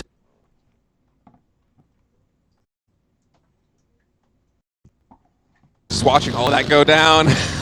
Well, infantry is down to 2 members, so there's nothing they can do except hope that somebody gets knocked outside and they can steal a kill, and that's fine. You might as well watch it and see what you get out of it. But yeah, Donowa here, the beginning of this fight is just horrific for them. Now this is just beyond genius. Hey, here's the pin get pulled. Yeah, no, closes the door. Little Ghost has to throw it. It's next level. I mean, this is like the most deadly game of Hot Potato. Yeah, it almost got all 3 of them. Yeah. No, I mean, look at that. It almost got 2. Yeah, Show on like a sliver of HP. Yeah. Logo of HP. Man, what a moment. It's just incredible stuff. You know, Donowa wins that fight, but Helen can lose that initial fight with that DBS. That can't happen. Like, the angle that he's holding there, that can't happen. That is not acceptable at this level. I didn't see exactly what happened. Like, maybe his feet were partly exposed or something. Yeah, that's... but that so the first knock is so critical in those skirmishes. It just can't. I mean, it's that forces Donowa into a really bad fight. Now they still win that fight in the long run, but it a lot cleaner. It should have been a lot cleaner. Really should have been. That's something to work on. It's a minor mistake that costs you a lot. And that's the nature of PUBG, man. It's brutal. You have to be so so good so often, and that's why teams like Petrichor Road are so amazing, right? Like they're constantly just winning things, and that's so tough to do. Especially in a region as stacked as Asia. Yes. I mean, it's no surprise that a Chinese team keeps winning, but the fact that it's Petrichor winning 3 times in a row and not like them changing hands with 17 Gaming or New Happy or Tiamba is... Right. Yeah, it's a feat. And a lot of that goes back to Axleft, but even when Axleft gets knocked, his teammates are delivering. I mean, their one win that they've had so far in this tournament was after Axleft got knocked and his teammates won a 2v4, and this circle's going to go away to the north. Yeah, this is... Now we're getting to see what is usually going to happen with these circles, that they don't go down towards Via Del Mar like we saw yesterday. They like to move back up towards the northeast a little bit more often, so that is going to be the situation here towards the La Juderia area. And now a lot of teams going to have to scramble. Better. Yeah, Bagel just out ahead of Gen G here. Renba going to go for the tire is lost on the back of that Bronco for Bagel but it looks like they're going to scooch just forward enough to get ahead of Gen G. Yeah, Renbo wanted to make something happen, but Ghibli really posing some problems for him there. So actually, they might be pouncing on this position. Tosi and the Buggy going to be leading the charge as Zaram right behind him. Tosi now on half HP as Gen G is fighting. A lot of shots coming in, and Onyx is going to get the knock there with his SKS. Yes, I mean, Gen G is, when they're in these kind of weird situations, they're fighting pretty well out of them today. Oh, for sure. They're keeping themselves in it, so well played by them. And them playing here in this little valley to the south of La Juderia means that a lot of teams are going to angles, and they got to be really careful navigating around that compound because it can be very deadly. If you have the map feed open, you'll see what I'm talking about. There are around all sides right now as the circle is starting to get heavily populated here in the center. Yeah, and you know, Ava? teams are trying to gather whatever territory they can, as this one's gonna more than likely... That was a nice flash. Yeah, more than likely center up. USG trying to keep Ghibli outside. Zerum trying to push that corner. Over there, gonna use a grenade to try to reposition fires even, expecting that maybe Zerum had already fell back. Zerum now going to go for the first aid kit as Shava and Kane continuing to try and hunt him down. Kane with a frag feels like he has a good idea of where he is. He's right, but not exactly on the money with where the position is there on Zarm. He is by those crates as Shava a little bit closer there. Actually, by that crate is Zarm. Not taking any damage there. 75 HP will boost up to try and get back to full as Heaven above him. He's going to try and provide some here in this fight as this is a dangerous situation. Well, USG just, you know, they're keeping kind of a 2-2 split here.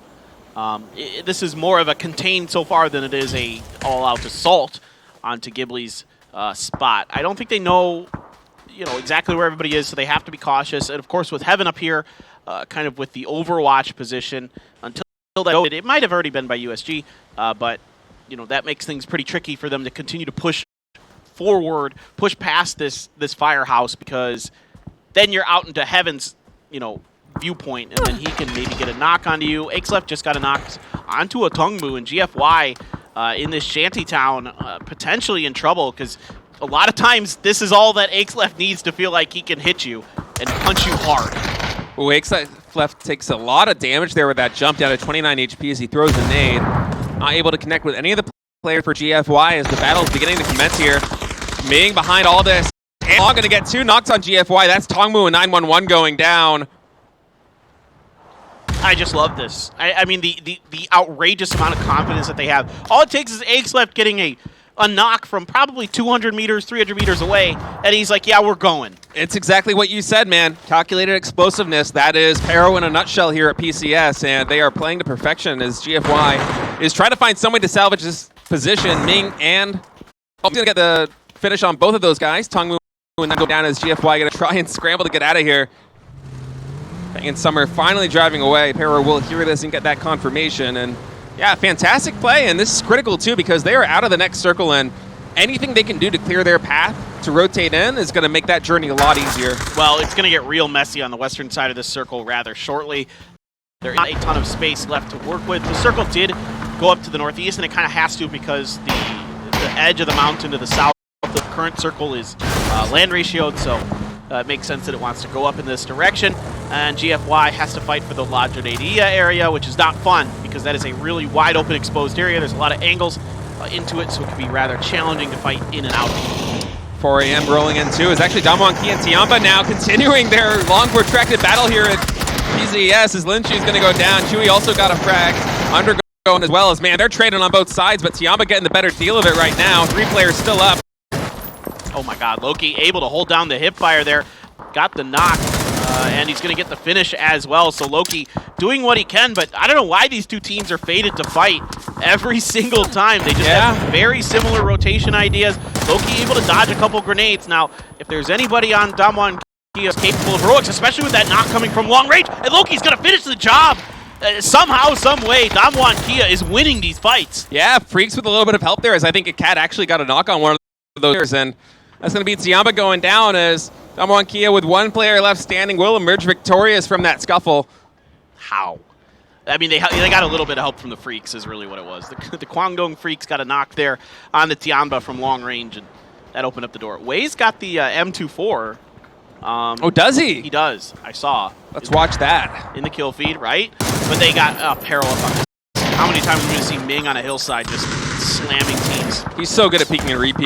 Just not giving any opportunity to his opponent. Zelsi is going to try and get to the hillside, but a little bit too slow. As ooh, a little bit of a fumble there. As he will get knocked. Donut should hit this and hit it hard. They've got Peril on the ropes, and if they can find just 1 more knock, they should be able to finish the job as well. But Peril, knowing it, is starting to fall back into the safety of the bricks as best they can to get the heals out. The circle is going to drift over now to the southeast, directly on top of 2 of the Kwangdong Freaks' 2-2 split. Kane actually got a knock on that Genji's adder from range, kind of watching the flanks there. That's a pretty tough shot, and able to connect. Genji is going to have to go for the res before they make their next move. Yeah, it feels like the Donuts really need to focus on this next fight here with Peril, because this is a critical junction coming into the next circle. Long and Mill, both up right now. Hiding in these structures of the USG are slowly threading their way through, trying to clear all these angles. Monster actually coming in, looking for a little bit of 3 action here with the SLR and the 6X. He does spot Korn and Kane. Kane taking a ton of damage right there. Monster's going to go for the steal. Well, this is the problem with this USG not being able to take this fight quickly, is that now you've given another team a great grenade from long. Bounces right into him off the narrowest of angles of one of those brick piles. Unbelievable. Now he's spraying down Korn. Almost gets the knock. Actually, Monster who picks that one up. I mean, this is... The Donuts just couldn't... You know, they couldn't pull the trigger fast enough on this fight. Yeah, Sheva's going to try and rotate around and make something happen, but now it's Monster with this angle, laying the hurt down on Pero. As long as he's going to go down, Mill's going to have to scramble and get the res on him. There's only 2 players standing, and Monster, man, getting so many points for Infantry right now, 3P'ing this fight.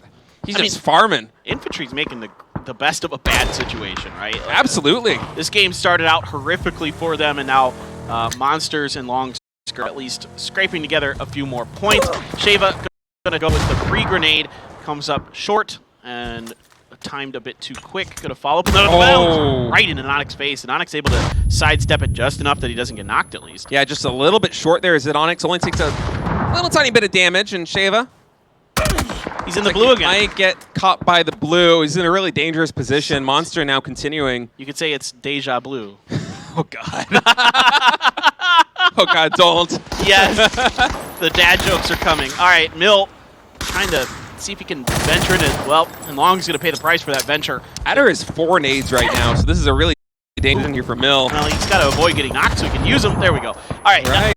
He's got that first hurdle cleared. They've got another to go. Renba gets the knock on a Pio. Bagel Pao is trying to kind of see if they could third-party this fight. Instead, Renba's like quick to react to this and able to get the knock. And now Genji is looking to finish the job they do. The rest of Bagel Pao too spread out to really help this.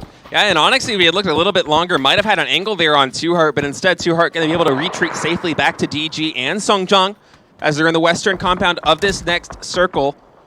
5 seconds now on the clock before the next one pops.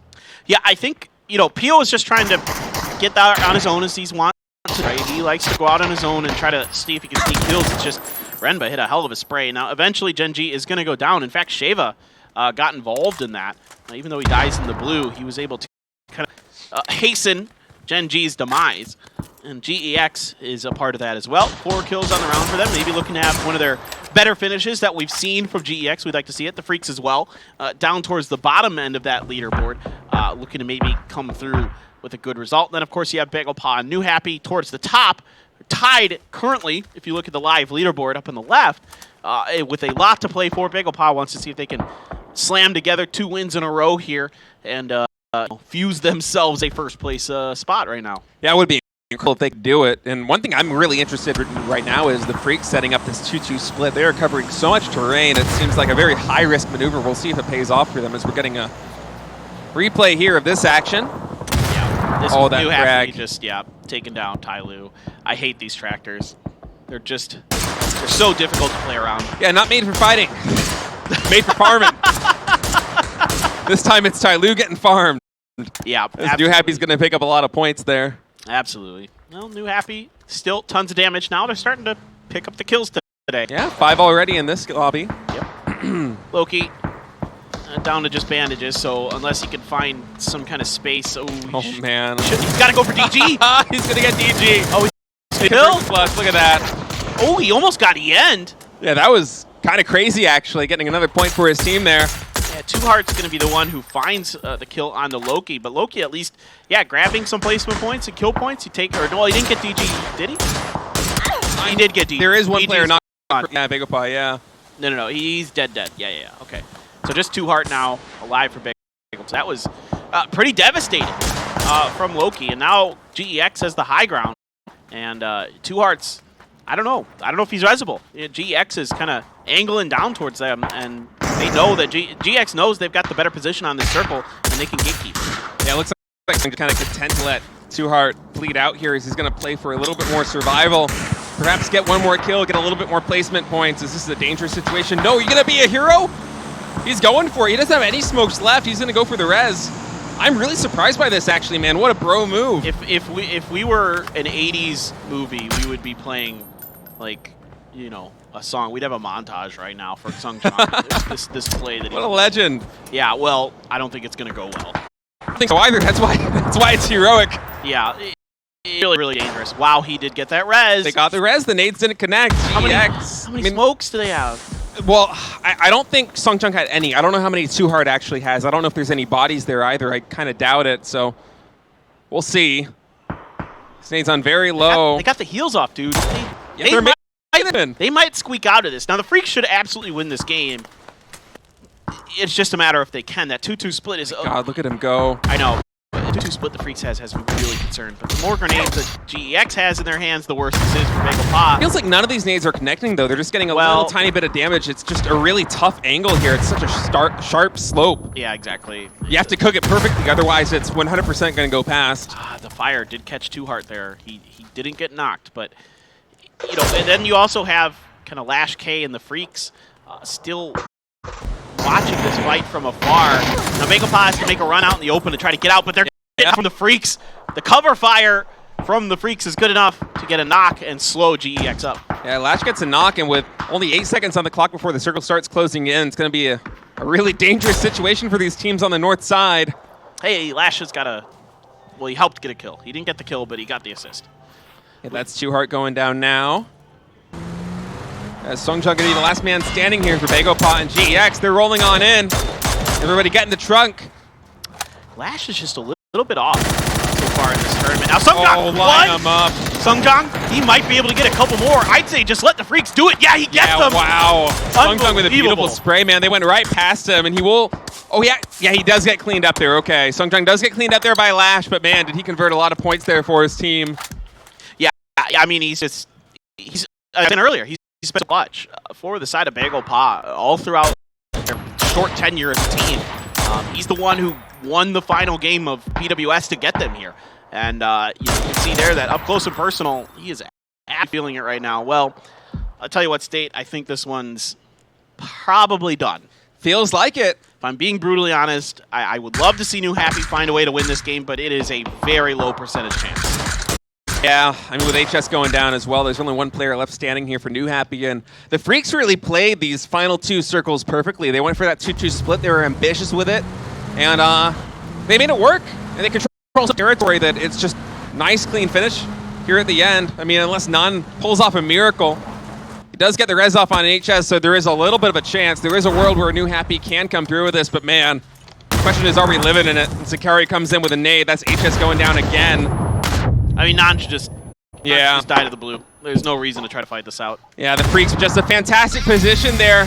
Going to translate that into a win. A very sorely needed one as they were at the bottom of the board, but now finally a lot of points. Yeah, no, I mean, this is a pretty good game for them. Able to hold to a 2-2 split for quite a long time. Everybody got kind of log jammed up on the western side of the circle, and they're able to hold on through the end and just hit some good long-range shots and come in. New Happy stuck on the bad side of things when it all boiled down. And but I tell you what, we're seeing some improved performances today from some of the teams that really needed it. Yeah, we were a little scared coming into today that we might just have another really China-heavy start because we have 3 Miramar here and 2 Erangel. Right. And the Chinese teams historically in PCS Asia really thrive on Miramar. This is where they really rack up the points, but so far it's been very competitive. We might be seeing a little more life here out of the Korean, Chinese Taipei, and Japanese teams. Well, I think we're seeing a needed adjustment here today from some of the, maybe not the Freaks in this game, but the Korean teams in general seem to be playing a little bit more aggressive. They're looking for third parties. Even though PO, example for BagelPot died, he still, I think, made a decent decision to go out there to see if he could sneak out a few points. Yeah, he died for it, but that's a risk that is worth taking, and he should take. And yes, he dies, but who cares? Like, in the long run, BagelPot still has a great result, still has a great game, and that's what it's all about. It's about, he's getting information at the very least. At the very worst, that's what he's doing. Yeah, BagelPot continuing to impress. I think that was the top 3 finish there in map number, if I'm not mistaken, and they had that win there in map number 1. Yeah. Really good start for them in this tournament. It is. I mean, it's... I'm not surprised. I can't be. With the players that are on that team, they're just too good. It's a very good team, but also at least for me, it is surprising just because it's kind of rare that you see a team kind of assemble like this and so quickly find their stride, because it feels like they've been playing together for a very, very long time with the kind of cohesion they have as a team. Yeah. Like the way they move as a unit, the way they complement each other's play styles, it feels... I want to say DG and PO played together on OPGG a long, long time ago, but I could be wrong because it was so long ago. Before PO joined Gen G, he was on OPGG. I know that seems like forever because it was. But Tamian, of course, even though he's not playing here today, played with PO. But otherwise, you don't have much crossover between these teams. Maybe like they played together on the... No, they haven't even played together on the national teams. So, yeah, I mean, it is, you're right. It is, other than that, there isn't much crossover, so it is really impressive the way that they have this cohesion. But I think that it just more says, like, they bought into this system, they bought into each other, and they're veterans who know this game and understand this. Absolutely, and man, Sungtung here at this angle just absolutely smashing. Cleans up everybody. I think Lash might have gotten one of those kills if I'm not mistaken, but Still. It's a nice one. It's a lot of points that you don't expect to get as the last man standing by that one little tree. Right. In that position, you gotta scrape every point you get, and he got 2, and that's a lot better than 0. So, well done here by the Kwangdong Freaks. A win that was desperately needed to kind of stabilize, sort of feel like they can compete in this event again. 17 points. New Happy is still having a great day. BagelPot still having a great day. Finally, we're seeing GX at least, be in it. Late game, we're talking about them.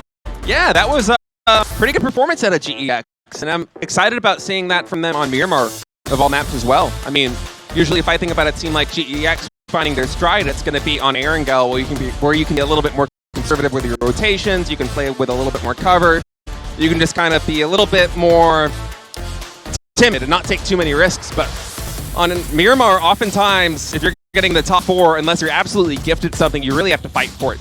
You gotta make rotations, you gotta secure territory, you gotta push other teams out of your path in.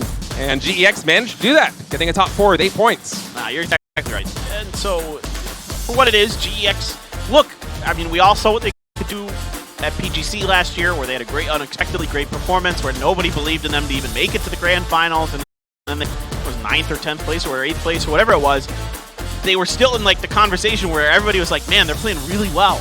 And we can We just always hope to see it once again. It is going to be a COD is our player of the match for the Freaks. Had that Mark 14 there at the end, but really for the Freaks, it was just controlling their territory very well throughout the entirety of that game. Yes, the circle was somewhat fortunate to them, but you know, you gotta do the most with what you're given, and they do come through with the win, and that's the important part. Yeah, and it's not like they were just gifted it. They took a big risk going for that 2-2 split, and they made it work perfectly. Lash racked up so many kills there on the northern and the western side, slowed down those teams, got points, and after that, New Happy was just dead in the water there on the southern front, and oftentimes, if we saw a team that was working together as like a unit in one spot on the map, that's when they would fan out to try and go in for the kill.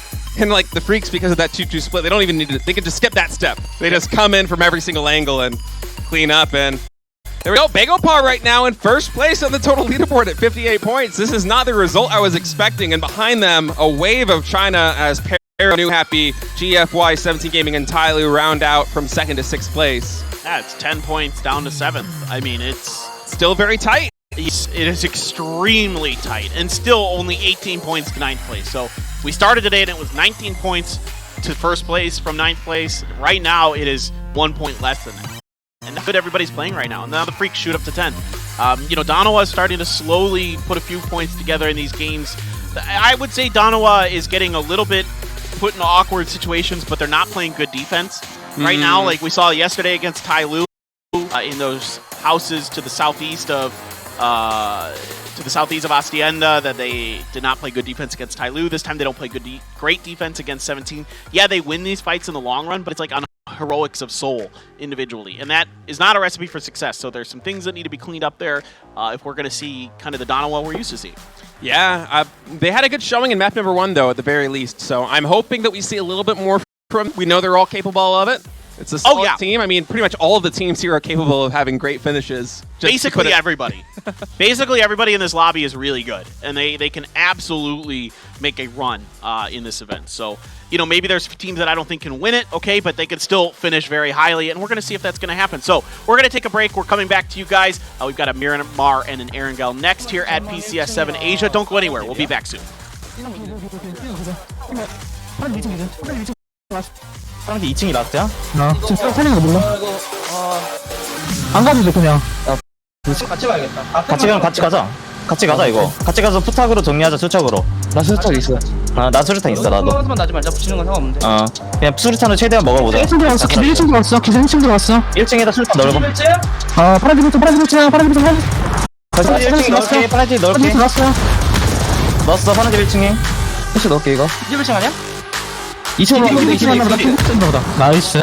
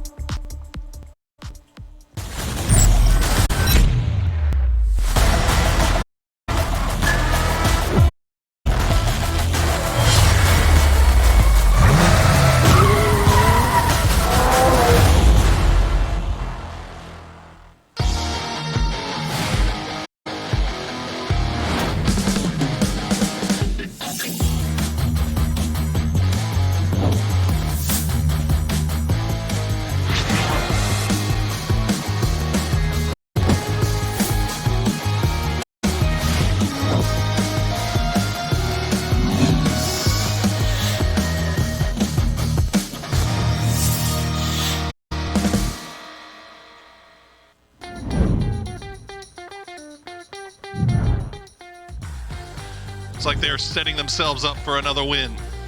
See, Benya's already going wide. He spots out Rusty Zera, gets him down to half HP. Shots into the bale, but Benya is going to fall. The AUG superior in the 1v1 from this, with that Molly going just a little bit too far. Rusty Zera is trying to stay up and alive, but here comes the push from Synergy. They waste no time on this. Rusty Zera fights second knock, can't get it third. It's a 1v1.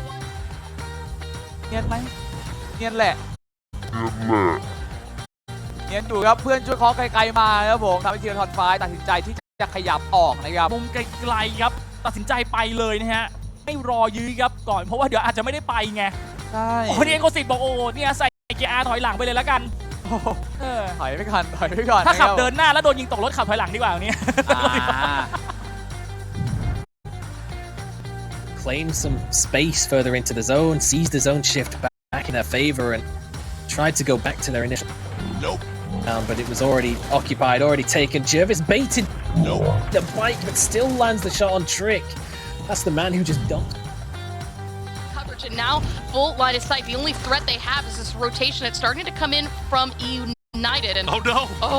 Oh, Show, you've got to realize that is not your teammate. There you go. There Gets he the is. flush onto Trap King, but can he find Capitan and Revo? He gets one. Oh, no. That nade!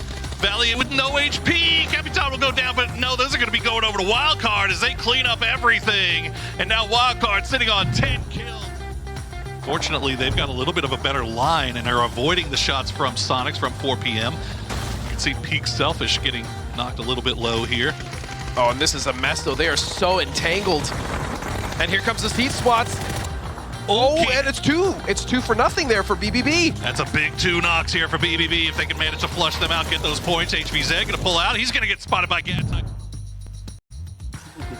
พิก้าคนtrong khi đó Hải Saki bị nùa ra khai thác vào tài còn đọc bắn đọc rất nhiệt bắn yếu 2 PL của Teraton Fire và bây giờ quả nét trả chính xác thì nó sẽ là vô cùng tuyệt vời và quả nét này nó có được bảng A cục thậm chí có thêm người ta phát gì bắn vào.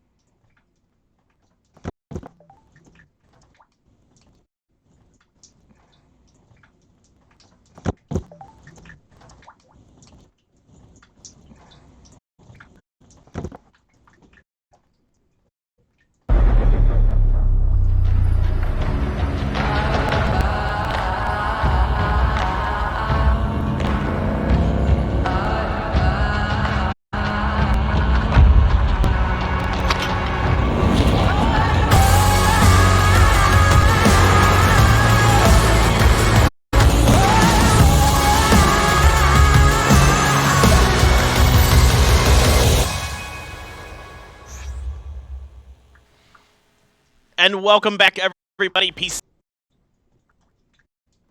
PCS7 Asia is here, and we are on the second day of the event. We are on the third game of the day, and it's one more Miramar, then an Erangel, and then we break, and then one more Erangel, and then that's day 2 in the book. So after today, we'll be, about a third of the way, not about, we will be a third of the way through, and I'm excited for this.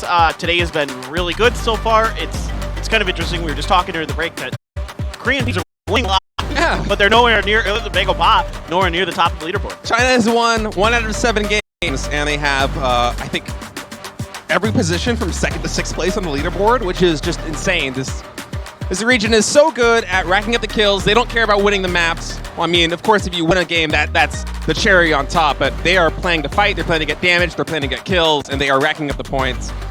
Love to see it, but Bagel Pa right now in 1st place. It's really something. They're playing great. I mean, and they're aggressive when they need to be, but it's the old school BO style that is tweaked a little bit here, of course, but still rather effective. And of course, you can be effective in game if you have a McLaren. I mean, it's the coupe, but it looks better and it sounds better. That's what's important. You got to look cool. You got to sound cool to be effective in PUBG. I swear that's important. Absolutely, man. I swear it matters. It has nothing to do with gunplay or throwing accurate grenades. It's all about looking good. It's a swag game. Exactly. Swag. Why is A-Class so good? He has swagger. You watch this guy move, the way he guns people down, the way he transfers his sprays, he throws his nades, he doesn't do it pure plainly, he does it with flair. Pure swag energy. There is nothing but just absolute confidence out of that guy. No doubt about it. All right, this plane path's a little worse. A little more south. A little bit more south. So some of the northern stuff, and this might be where we get the Viadamar hot drop. Yeah, I'm watching the map right now, waiting for Tiamba and Damwon Kia to drop, and it looks like we're going to get it. Might have a little bit of early game action, as the story so far here at PCS7 Asia has been Tiamba and Damwon Kia really going head-to-head in pretty much every single map, somehow finding a way to fight each other, and let's see if they drop. Looks like it. They're both still in. Yep, 7-7 and Lynchen dropping out now. There's Tiamba and DK. Oh, they're looking north, though. They're looking north. Those Doritos are facing north, so it looks like DK is going to use the road to avoid this fight. And I think that's it's kind of cool to see this, that DK, even though they won the fight yesterday, that they know better. You know what I mean? Where they're just like, in the long run, this is the first, especially for Damwon Kia, they didn't qualify for PCS 6, so they weren't able to get any PGC points accumulated during that event. So here, this event is so important for them to get as many PGC points as possible, of course, to try to qualify for PGC. A very vanilla circle as far as Miramar goes. There's a lot of area that this can go into, but it's eventually going to kind of probably center up, north or west of Los Leones. But anyway, we'll get there when we get there. And now we do have a little bit of a scuffle here with Infantry, who doesn't like that Tai Lu has kind of inched a little bit too close into this junkyard. I think this is Infantry territory, and Infantry probably feels like, hey, Tai Lu, you've got El Azahar. You've got plenty of room to loot. Get the heck out of here. It's a little bit of a turf war as Longsker holding that angle right now. We're going to get a replay of the greatest door close of all time. The greatest door close of all time. You are absolutely right. It's just a billion IQ there. I'm telling you, man, it's like some Game of Thrones, like hold the doors type stuff. It's just incredible. Now, the fact that they got that knock, but weren't able to finish that other one around that corner kind of sucks for Donovan. But Longsker was able to connect. Yeah, he's got it. Yeah, he did get Tongs. Yep. Yeah, I don't think Tongs quite realized. Yeah, that's a finish for Long. But at the end of the day, I mean, Donovan wins this fight. But again, you can't keep relying on Soul Heroics to get you through. This is when a new happy rolled up and ruined their day, right? Eventually. Yeah. But that was a fun nade, though. It was. That's definitely one of those kind of highlight reel moments that just is going to be talked about in this event for all of eternity. I'm certainly not going to forget that. No, nade. It's too funny, too amazing, too smart. Man, we have such a good production crew. Just zooming out of the same building where that happened right there. Yeah. It's nice. And then, right, it's Donawa that's there, and it's beautiful. Soul is our guy, and he's our kill leader in the first 2 games, back-to-back games.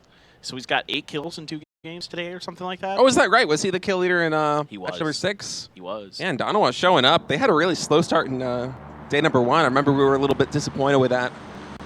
Yeah. Because we just know that they're capable of so much more. Right. Well, today's been not a slow start, but not a great start. And part of that's just they hit a position, they fight, and then the fights either take too long or somebody else crashes them, and it's just, they're getting kind of, I don't want to say unlucky, but they're not winning fights cleanly that I think they probably should at times, and so that's causing issues. Soul and Salute, just such reliable guns on this Danawa team. A big part of their success. Oops, I say that. I feel like every time we compliment like a player, they go on camera and they like mess up their driving somehow on Miramar. It's happened like 2 games in a row. Yeah, well, again, this is a tough map to drive on, and I will say again that driving off-road in a desert is not easy. It's not easy at all. That's why they have like special vehicles specifically for these kinds of tasks. And that's why, you know, the Murado, which is a hot rod, has no place here. Isn't really that great at driving off-road. Yeah. Got to stay on the roads, but fortunately, if you want to go from point A to point B efficiently on this map, yeah, you're probably going to be off-road. That Murado's death trap. Yeah. Yeah, Freaks get a little bit of information that New Happy is around the corner. We'll see if they're able to translate this. Ming Ming actually picking up a crate. I wonder what he got out of that. I didn't catch it, but hard to say for sure. I was hoping for a moment our observer might take a glance at that, but well, they're talking about the previous match, kill leaders, so they're showing those teams as we go through them. That's why we don't get to, you know, they like to stick on the team that they're highlighting here on the right-hand side. So, you know, we get to see their cams down on the bottom as well, see their overall kind of points that they're putting up. The Freaks need to start putting up some big games to get themselves into conversation. Of course, winning the PWS as many times as they have now, including the most recent PWS, means that we expect bigger things out of the Freaks, if I'm just being honest. Oh, yeah, especially with the way that Ian has been playing lately in the PWS. Yeah. He just went Super Saiyan there. He's the best player in Korea right now. Yeah, but you wouldn't really think it watching the first couple of matches here at PCS 7 Asia. He hasn't, although he has been reliable, he hasn't really been having that great showing that we've come to expect from him with the kind of utter domination that he has shown in the weekly series. But, I mean, it's kind of the way it goes sometimes, especially here once you get into this lobby with all of these top-tier Chinese teams who, despite only winning 1 map, are completely populating the top of the leaderboard with the one exception of Begopa. Right. It's a completely different environment from PWS. The competition here is so stacked. Yeah, I mean, and that being said, though, this leaderboard is still really, really close from 9th place up. Human? Well, they're trying to move this vehicle, and he might get popped in the head for this. We'll see. All right, here we go. Can he get it this go around? He's got it. Oh, there you go. All right, now Human might fire here. Yep, he gets Ming. Doesn't get the headshot, though. Only a little bit of damage there on Ming. Yeah, that was nice try. Nice try. Human here. Oh, he gets another pop into Ming. Ooh. He's got to be careful. Bullet away. Ooh. Corn firing back just a little bit, actually covering. Donut somehow has the sightlines on this. Yeah, that was... I mean, Ghibli, you know, they're doing damage from the high ground. Again, where Ghibli is very unlikely for the circle to end, so might as well get some information, do some damage while you can from that position. As everything kind of on the outside of the circle is going to be land ratio, this will likely start to drift center. If you were looking at the map, you could see that everybody's more or less lined up in those positions. It could still, like, hard shift down to the southwest outside of Lucione is possible. A little unlikely, though. It's extremely unlikely. Extremely unlikely. So, you know, center is most likely, and that's why everybody's there. And Damwon Kia. Yeah, Damwon Kia coming in far, far, far away as they went all the way up to the north. Of course, they don't want to fight. Yeah, rolling. Little Ghost trying to connect there with that spray as Harrow's long over here in Picado now. X left also posted up on the north side of this city. As Long and Little Ghost both occupying different sides of this big L-shaped building here. Well, looks like Show does have an angle on X left. Little Ghost is trying to find some way to assist, but... I mean, 17 has the better side of Picado overall. That's kind of the angle you want to hold, is that the southwestern tip, or southeastern tip, excuse me, southeastern tip of Picado. So for what it's worth, 17 is good positioning, but now they needed an escape valve, and Akelef found an angle on the other side. What gonna an get the angle. headshot and gets the knock onto Show. Looking for maybe a little bit more damage here. Is Long gonna light up Lil Ghost on the way up? There is an attempt at cover fire, but another headshot from Long into Shao DD is going to make this much, much more challenging for his teammate to get back. Man, Long with just eagle eyes right there, barely seeing the top of Xiao UDD's head is going to be able to take him out. And Show right there, finally finished. As it's incredible the explosivity with which Pero plays, and Akelef just absolutely pounced on that opportunity with those cars lined up. He knows they're going to be slow to get rolling, low on inertia right there coming out of the gates, and he's able to translate that into a kill as Pero taking control of that southeastern side of Picado. He's so aware of his situation. You know, he knows he can probably find enough time in that angle. That's going to be safe from the cover fire from up on the hills, and he can, you know, harass the exit, the escape route of 17. So that's Akelef in a nutshell. He's not only is he extremely talented mechanically, but his brain is, you know, approximately the size of the Milky Way galaxy. Ghibli looks like they're getting ready to roll on out of this ridgeline to the southeast of Power Grid. Just waiting for that next circle to pop to decide exactly where the next target is going to be, as we are centering up quite close to Los Leones, actually. Yeah, but this is pretty likely to leave Los Leones eventually. If not on the next circle, then the circle after. Unless it doesn't. I mean, then we get a Los Leones circle, and no one's happy. Then all hell breaks loose. No. The viewers are happy. The players are very not. upset. Yes. There's a lot of people who are happy, but none of them are currently in this lobby. Except for maybe the team that wins. I think I just got a quick glimpse of Ming Ming actually having an AUG, which, man, I hope we get a shot of that. Yeah. The gun he picked up out of I believe so. Oh, Linshu, that was a really nice flick right there. Gets a headshot on Too Hard, and that's Too Hard going down. PO is going to be rolling up to this compound to the north, try and find some angle to cover, but Linshu looks like he's going to be able to get this kill. Runs right over him. That's a brutal way to go. As Bagel Paw now down to 3 players. Yeah, this is kind of the difficulty of the Bagel Pod, the PO style, is that early game, it requires you to be really self-sufficient. And if you're not, you pay the price. And so that's what happens to Too Hard there. But again, that's okay for Bagel Pod. There's still tons of firepower, still tons of opportunity for them. Oh, and Onyx, no! Trying to drive in. Yeah, not Onyx, like this. Yeah, he turtled. And, he turtled, I love that. Yeah, that's the turtle position. He's in trouble because the rest of Gen G has to keep going. They have to play for the west side of Los Leones. And he's okay, but you have to play for west side of Los Leones here because that's most likely where the circle is going to go. Everybody knows it. Yeah, and Onyx just... Or Renba, that's not an Onyx. Yeah, and Onyx is still up, I think. Yeah, he's still alive somewhere, but Renba there is actually going to be the one to pay the price. So Gen G trying to cut as deep into the center of the circle as they can. Spear. Yeah. Oh boy, this is a toughie for Spear, actually. Seer rolling in right now. Spear did get the angle on him first, but wasn't able to translate that into any hits. Now they're in a little bit of a tough position as Gen G, although they are 3-man strong, and Onyx is very far away with no retrievable vehicle at this time. So really up to Adder and Spear to try and hold down the fort. Spear going to pick up a shorty. That'll help him a little bit in the defense of this compound. Yeah, the sawed-off shotgun is... Oh, that's where he is. He didn't move very far at all. No. I mean, he can't. He's just... This part of the map is very exposed. And people are going to probably suspect with that vehicle in the condition that it's in the spot that it's in, someone's not too far away. So he's going to have a challenging time, to say the least. Ghibli's still in the blue, as we saw them earlier up on the mountain to the east of the power grid. Now they have to drive all the way around, try to find something. Looks like they're going to try to work south to north in this circle. Probably just, skirt the edges of the Los Leones, those warehouses that are down there on the southwest corner, try to make their way through. Yeah, GEX posted up a little bit more center in the city of Los Leones, as it feels like at this point, pretty much every team has found their own little compound or defensive nook to camp in until the next circle pops. In a circle like this, there is a lot of hard cover as opposed to soft cover, and that kind of closes off the sight lines. And we might have one of these situations where, the next circle is going to pop, and once everyone starts to close in, all hell could break loose because we have a population of like 60 plus in the lobby.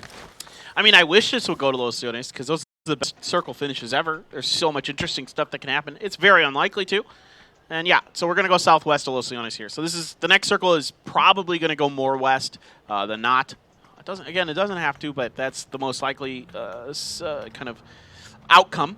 And Ghibli's got to be feeling real good about this circle right now. They are in a really decent spot. No one's really near them. They can take a lot of space. They can kind of fortify their defensive lines. In theory, infantry is coming in from the east. I'm a little bit curious about Pero. Kwangdong Freaks is kind of in this mess of teams that's going to be coming from the north. So it's just hard shift down to the southwest. Yeah, Pero might be in trouble riding by Damwon Kia right now. Actually, undertook a ton of damage. I guess Ming, the drive-by, really shelled into him, and that's going to assist Pero in this rotation over here. I was watching the map feed, and for a second I was really scared for their chances with Damwon Kia posted up on that hill, but they were able to make it safely. Well, they're just so good. I mean, they just hit everything they look at. Okay, finally an Onyx died. He got run over. Yeah, he got run over in the long run. Shot first, then run over. Seems to be tradition right now. There's a bunch of damage being done to Mill out ahead as they found Ghibli's position. And then it's going to be a knock for Tosi. And now the rest of Pero needs to, I think, adjust and change direction. The problem is the other two members of Ghibli are waiting up ahead. Pero here, 3 strong in this vehicle. They're going to be driving through some really intense fire. Yikes. There's even a headshot that comes in. This is difficult for Pero. They're going to have to probably go for plan C here. Yeah, that's a lot of damage coming in. That vehicle is getting ready to pop, and the players of Pero, they're just going to They have to get out. deal with his dip. I mean, they don't really have much more to play with as that vehicle, not only is it low on HP, it's low on tires as Ghibli with that 2-2 split really controlling that southern quadrant of the map, getting a lot of damage done. Spirit now did get knocked, perhaps by a nade here from Summer. Adder going for the res. Oh, that's a nice bounce. Wow, they get him. The second one finishes it off, and that's Spear and Adder going down, and Gen G is the first team eliminated in this lobby. A rough game for Gen G. Gambled on a difficult rotation to make, trying to play for the western edge of Los Leones. The right idea in terms of where the circle's going to go. The timing was just not quite there. Plus a mishap with an Onyx's vehicle doesn't help anything. And in the long run, they're going to fall apart. New Happy here trying to get away from the offensive line of 4AM. Now Pero under more pressure. I like Ghibli getting aggressive on this position because Pero is really pinned in this dip. And these grenades can be really good if they're going to find the money. The follow-up, that bounced so nicely, does a ton of damage. No knocks just yet, but Pero having to invest a lot of heals to survive this so far. Yeah, the nades just continue to rain down. I'm surprised there haven't been any knocks yet, as that is a very vulnerable position that Pero is stuck in right now. Here we go. It's actually 7-7. Wow, it's 7-7. Yeah. This is tough now. I mean, Pero's in a really bad spot. Infantry as well is getting involved in this, though. They might be able to relieve some of that pressure. The Donuts are making a drive. They lost Kane in the very back end of all of this to Bago Pa. They're combined fire of them and Damwon Kia. And now Zerum just kind of putting some shots at infantry to say, we know you're there. We see you. We see you. Yeah, Ghibli right now just going to retreat back to that compound to the southwestern side as the circle decides to close in. We're not able to flush out Pero completely, but I think they're going to be happy just to take a kind of defensive front over there in the corner of this circle. As USG continues to have a lot of trouble, Americano and Corrin, they did make that mad dash into the circle after Kane got knocked and Shado behind him. But now in a little bit of trouble as Damwon Kia is closing in. 17 Gaming also rolling in right now, and the Freaks, they're in a big position. They're also fighting New Happy. This is a lot to bite off here for the Freaks. They've got 2 teams around them, and 17 is going to gain position off of this. You can see 17 is well ahead because the Freaks are busy kind of trying to decide what to do. Some indecisiveness here might be kind of costly for the Freaks as 17 is going to gamble to try to get further ahead in this circle. There's the Shack, there's that Crate. Ooh, a headshot for his trouble, but that's okay. You can just replace it with a level 3 helmet. Yeah, it's a good trade if any. And Shava going to get DK under right there as they're fighting back just a little bit is USG Donut. Shava really separated from the rest of his teammates. Could be in a lot of trouble as this fight continues on between the Freaks and New Happy. Now 17 Gaming backing off this does buy the Freaks a lot more time, but New Happy is a force to be reckoned with, even with only 3 players up. A lot of this is going to come down to Hikare's angle. If he can hold that, then the Freaks should have a pretty good opportunity to keep New Happy at the very least at bay. The thing I'm curious about is if New Happy just decides that this fight isn't worth it. It seems to be what's going on right now. Yeah, I think they're going to drive away from this. I think they're just going to try to mimic 17's driving path. Now they're probably going to lose one, I think. for this. They're going to lose tires, that's for sure. Yeah, I think ZP's done, though. ZP in a lot of trouble right now as he caught raining down hell on him with the mini 8X as well. Man, those players in that Murado taking a ton of damage, both HS and Ming Ming on just about a third HP right now as Tiamba behind all this, finding some more damage. They've been a thorn in the side of many teams over here from this post. Yeah, and you can see that for 17 in a really uncomfortable position, had to play in a manner that they're probably not wanting to. Making a center circle dive like this is definitely not 17's MO. And there was nowhere else for them to go, to be frank. Like, that was a very tough situation for them. Speaking of tough situations. Yeah, 4 AM trying to dive this warehouse, but GEX has the perfect defensive setup there. They dove to the lobby. That's like yeah, they dove to the lobby, yeah. Aptly put. That's going to be it for Duappy getting eliminated behind all this. And Pear actually fighting back with Ghibli right now. Ming and Long getting 2 knocks on Cuban and Z-Arm as Pero making a little bit of magic happen. Ghibli's been kind of their arch nemesis this whole lobby for the past couple of minutes as they were really pushing Pero to the limits there on their defensive front. And Pero finally buying a little bit of breathing room as the circle going to close in just to the west of Los Leones, a little bit more north from this position. Well, this is not good for Ghibli. They need it. If they're going to pick that fight with Pero, the utility has to be good, and then they have to finish that fight. But they didn't, and now they're paying the price because Pero is able to sidestep them, get ahead, get further in a better side of the circle, and now you've got infantry pushing in to try to capitalize on the knocks onto Ghibli and see if they can fish out some points for themselves and take a potentially favorable fight against Pero, right? Pero's only got 3. They know that. They've been keeping track of their kill feed, so they can wait a little bit, see what Ghibli does, wait for the fight to start potentially, or at least, catch the teams in rotation maybe, and then from there, scoop up some points, hopefully, is the infantry idea. Whether or not, they can make it happen, we'll see. Like you said, the circle did shift away from that position, so a little bit trickier now, those teams down in the south. Pero doing a 2-1 split right now as Left is trying to find a little bit more information behind all of that over here to the north side. They go pop Pio, also gathering some info for his team. And Ghibli seems like they've caught wind of the situation over here. Some flashes coming in. Longsker going to throw a nade. Ghibli going for the wide break there, but Tozy and Z-Arm and Cuban all go down right away as Wang Zai, Lin, and Longsker combine to just completely deck them. They mop the floor with Ghibli as this fight could not have gone worse. Heaven does get 1 knock onto Lin, but it's an uphill battle from here as Wang Zai going to throw the molly. He's down to 1 HP. Heaven fighting back. He gets another one. He might just do this. Happen. He might just do this. It's just monsters left for infantry. I can't believe it. Everyone from Ghibli just got mopped up, and then Heaven steps up to the plate, and he gets 3 players from infantry. Unreal. I mean, that was huge. Absolutely unreal from Heaven. I mean, now Tiamba showed up to this party, and now Heaven has to decide between a bad or a worse decision. Loki on the outside, Korn Shack, the fire on the inside. Korn actually got a knock there from that molly. Under kind of stepped into it. Loki is going to finish off Korn through all of that. Now back over to Heaven, who's trying to continue this unbelievable run he's had. Ming did get knocked. Left is weak up in the shack. Catching him out in the open on the road. Is going to get the knock here. Grenade going to be thrown out as well. Left, last one alive in that shack. These 2 players are all but dead for Pero. That's the last frag in the bag, and Left is going to take Heaven down. Are both players done? Long is gone. Ming may be salvageable. I don't know about that. Left on very low HP, and Tiamba has the perfect angle. They know the exact situation. They heard those shots. They know that Left is alone now in that shed. They have been watching their kill feed as the circle going to close in all the way on the western side. Now, Damwon Kia going to be really happy with that. The only full team really in this circle is Tiamba closing in.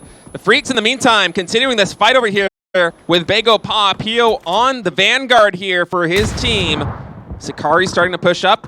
Left hiding in a bush. GFY is about to kick the Freaks in the butt. They are coming right behind all this. It doesn't help that they're just losing the fight point blank to the combined firepower of Bagel Pa.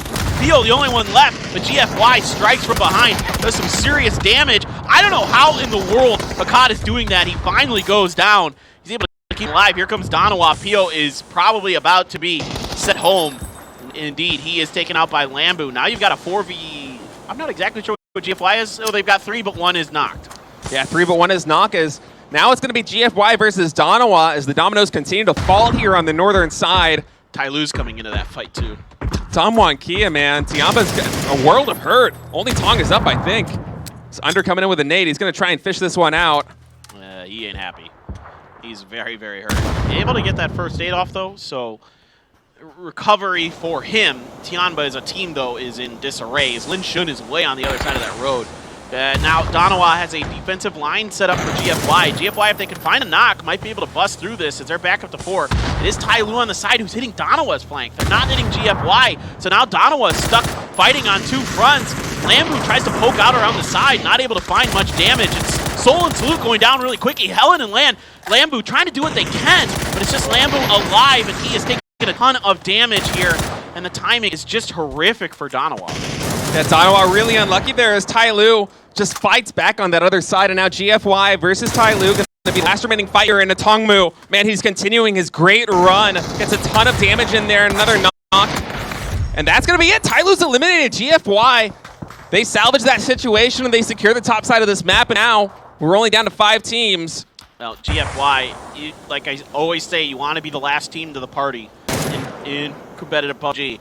And they're more or less, even though Tyloo's the last one there, but Tyloo only has 2, so they can't do a significant amount of damage. But GFY shows up last to that event, and they come through with a ton of kills and a really good chance to maybe even finally secure a win.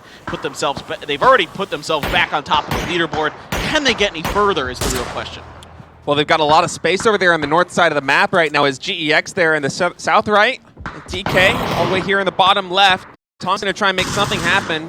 Last remaining player here for Tiamba, but Foxy will clean him up there with a barrel. And now the circle is quite evenly split between these 3 remaining teams. It's just funny that it's once again Damwon Kia and Tiamba fighting. It just keeps happening. It's so weird. There's a little bit of bad blood, I think. I mean, this one is just kind of the way the cookie crumbles, but yeah, so far in this tournament, they just seem to be seeking each other out. They just clearly have very similar ideas on not only their drop spots, but on how to rotate, just in general. Just like overall, rotation strategies are pretty similar. There's a crate dropping on the backside of Kung Fu. He's got an AWM. Yeah, he's got an AWM. Can't really find much at that angle. GX is doing a good job of laying down, suppressing fire to keep GFY from really finding much value out of that. Now you got to punish this rotation here. Loki's got to hit some shots. He does a bit onto the overwatching player from GFY, but they are probably going to get center here, and they don't really lose much from that, to be honest. GX is going to try to make a counter move. Yeah, GEX hot on their heels. They do not want to surrender their position to GFY. They're coming in, but that's a big damage coming in out of Peng. Gets 2 headshots, and one of them translates into a knock on Yan Li. Nade now coming out of Zenon. Doesn't connect with any other players for GFY, and Peng continuing his defense. He gets another one. Under actually getting involved in this. Grenades and shot from Under giving Peng points. He's able to clean that up. Under did a lot of the hard work. Peng able to scoop through and get himself some ice cream. SSR now the only one left for GX. And I don't know what GX is doing there. That was a really strange move. Now Peng hits some unbelievable shots on the drive-by. Under here with some unbelievable shots of his own. A tongue move basically down and out, but out in the open is Under, so he's got to be real careful. Summer to try to re-peek him, getting some decent damage. Under down to the deck. Maybe has enough cover to keep himself away. SSR now making a dash to try and get into the circle. Summer not able to connect from that really long angle, as he's going to slowly begin to make his way in himself. But Damwon Gear right now, they have a really advantageous position. They've got a 2-1 split set up, 2 players right here in the middle, putting a lot of pressure on the remaining players for GFY. They got that res onto a tongue move. I thought he was done. I thought he was done. And they were actually able to get him rezzed with some good cover fire from Summer. So GFY still hitting good shots. Yeah, SSR got the level 3 gear out of that. No one went for that crate, so he's able to... it fell behind Damwon Kia, and they never opted to try to reach out to grab it for themselves. So he gets the benefit of getting the level 3 gear at the very least out of it. Now Damwon Kia has no idea. They have no idea he's here. This is going to be a lot of trouble for them. The question for SSR is, does he want to bide his time, or does he want to wait? A Foxy might have spotted him or heard him. Maybe. It definitely does seem like he's suspicious of some kind of rotation here. He doesn't know if it's going to be GFY or GEX, but it certainly does seem to have an inkling. Oh, he knows. He knows.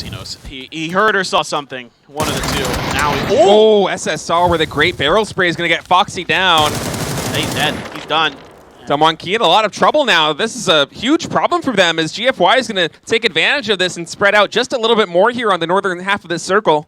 Yeah, the fact that they weren't able to flush a Tungmu is a big deal. But Under, once again, up close personal is an absolute nightmare. And he's getting some help from Loki on the cross. That's 2 down here. Just Summer left for GFY. Under got the barrel up and ready. Summer's down. And now you just have SSR to deal with for Damwon Kia. A 2v1 trying to push ahead into Loki's firing lines. Gonna get taken down. And it is once again it's Under who bails Damwon Kia out in a difficult situation. That was absolutely wild. Under is so good at peeking and re-peeking those hilltops. He is the best in the business at this, man. He is. He pretty much booked that one home all by himself with those peaks. That was a pivotal kill, one after another, and Under is going to clutch it out there for Damwon Kia. Wow, what a win there at the end. I was worried about them with SSR kind of coming in out from the sidelines. He got one knock and he got a flush. And then suddenly the problem for Damwon Kia has become so much more complicated because not only do you need to worry about the players in the center, but now you have this guy on your flank who doesn't have to run in right away. He can bide his time. He can just be at on your side for as long as he wants. And the fight came in, Under came through in the clutch, and well, he gets the last kill. Yeah. No, I mean it's impressive from Damwon Kia. I mean, a really good crisis management there is. I thought exactly the same as you, dude. Like, SSR might have just ended Damwon Kia's chances of winning that game, but, you know, hero plays once again from Under and Loki. This duo, you know, I think back to, which PCS was it? Last year, either 3 or 4, so long ago. But him and Loki had a phenomenal game where they 2v4'd Peril to win a game. So this is, you know, a duo that, of course, can get it done. We've seen it once again here at PCS 7. So Damwon Kia now with the second win. Yeah, these Korean teams, they're getting a lot of Ws. Yes. I'm curious to see the leaderboard because the story so far here in the first 2 days of PCS 7 has been that, yeah, the Chinese teams are not really winning games. They've only won one map, but despite that, they are getting so many kills, so many placement points that it doesn't really seem to matter. You know, Bangkok was at the top of the leaderboard going into the last match, but the Chinese teams were filling out all the way from 2nd to 6th place without those wins. But maybe now if the Korean teams continue to keep up the pressure and they continue to bring these Ws, maybe that changes the math just a little bit. I think it's going to, if it keeps happening like this. I think over the long term, those usually if you start getting these placement points, the kill points are just kind of inevitably following along, just because you have to fight for these positions. And yeah, it was messy here up on the north-hand side, and Donawa just can't seem to make a good decision. And this is, I don't mean to be mean about that. I'm just saying, like, every decision they make is like, they think at that point that they've got that fight isolated to just them and GFY, right? Like they've got the better positioning. They don't account for Tai Lu in their mental calculus, and that causes them to lose that fight. Yeah. It's things like that that have been hurting them. It's slight missteps here and there throughout this tournament for Donawa that you know, just are causing them a lot of trouble. Yeah, fundamentally a very sound team, but they have been getting the short end of the stick more often than not. Damwon Kia very happy clutching out that win there at the very end. Getting yet another chicken dinner. Man, they've been doing really well here on Miramar. Yes, very, very good on Miramar. 2 wins, probably our top Miramar. Look at their distance travel. Yeah, 43,000 is crazy, man. We thought PO's team moved a lot, but man, Damwon Kia. Well, they went all the way up to Alcantara and then came all the way back down. Yeah, that's right, that's right. I mean, they drove a lot. Used a lot of smokes, so did GFY. GFY used a lot of frags, jeez. 17 frags, yeah, same with GEX, 16, that's a The difference is amount. GFY got a lot more value out of their frags. Well, yeah, that goes without saying. Yeah, I gotta point it out. That's, the Chinese teams, particularly this year, the thing that I noticed is really improved overall is their frag grenades. They've gotten really good, and that's scary because they're already great at, like, just, you know, spraying you down with a barrel, with 3x barrel from, you know, 200 meters away. Now it's like, now you got to worry about them being able to just pinpoint grenades at you.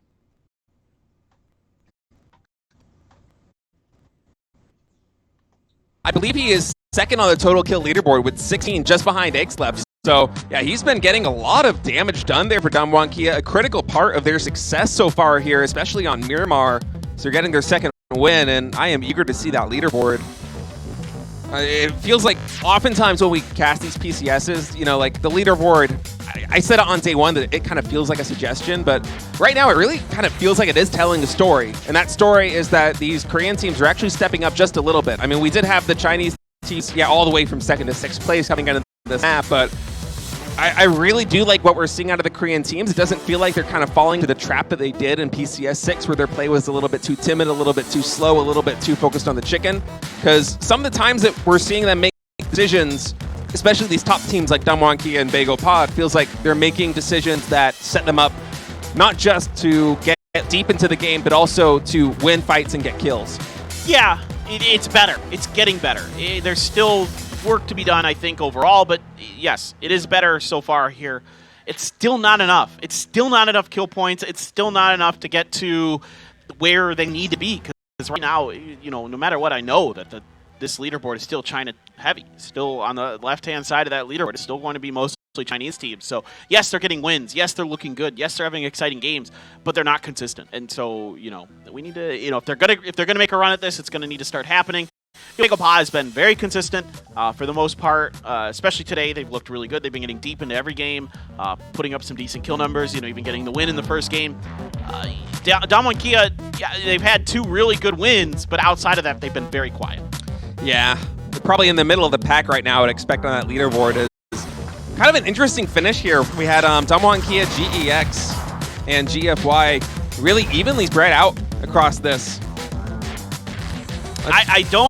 Sometimes we have like 2 teams kind of close to each other and the other one gets to just like 3P at the end and pounce on the opportunity, but this time it was a little bit more chaotic.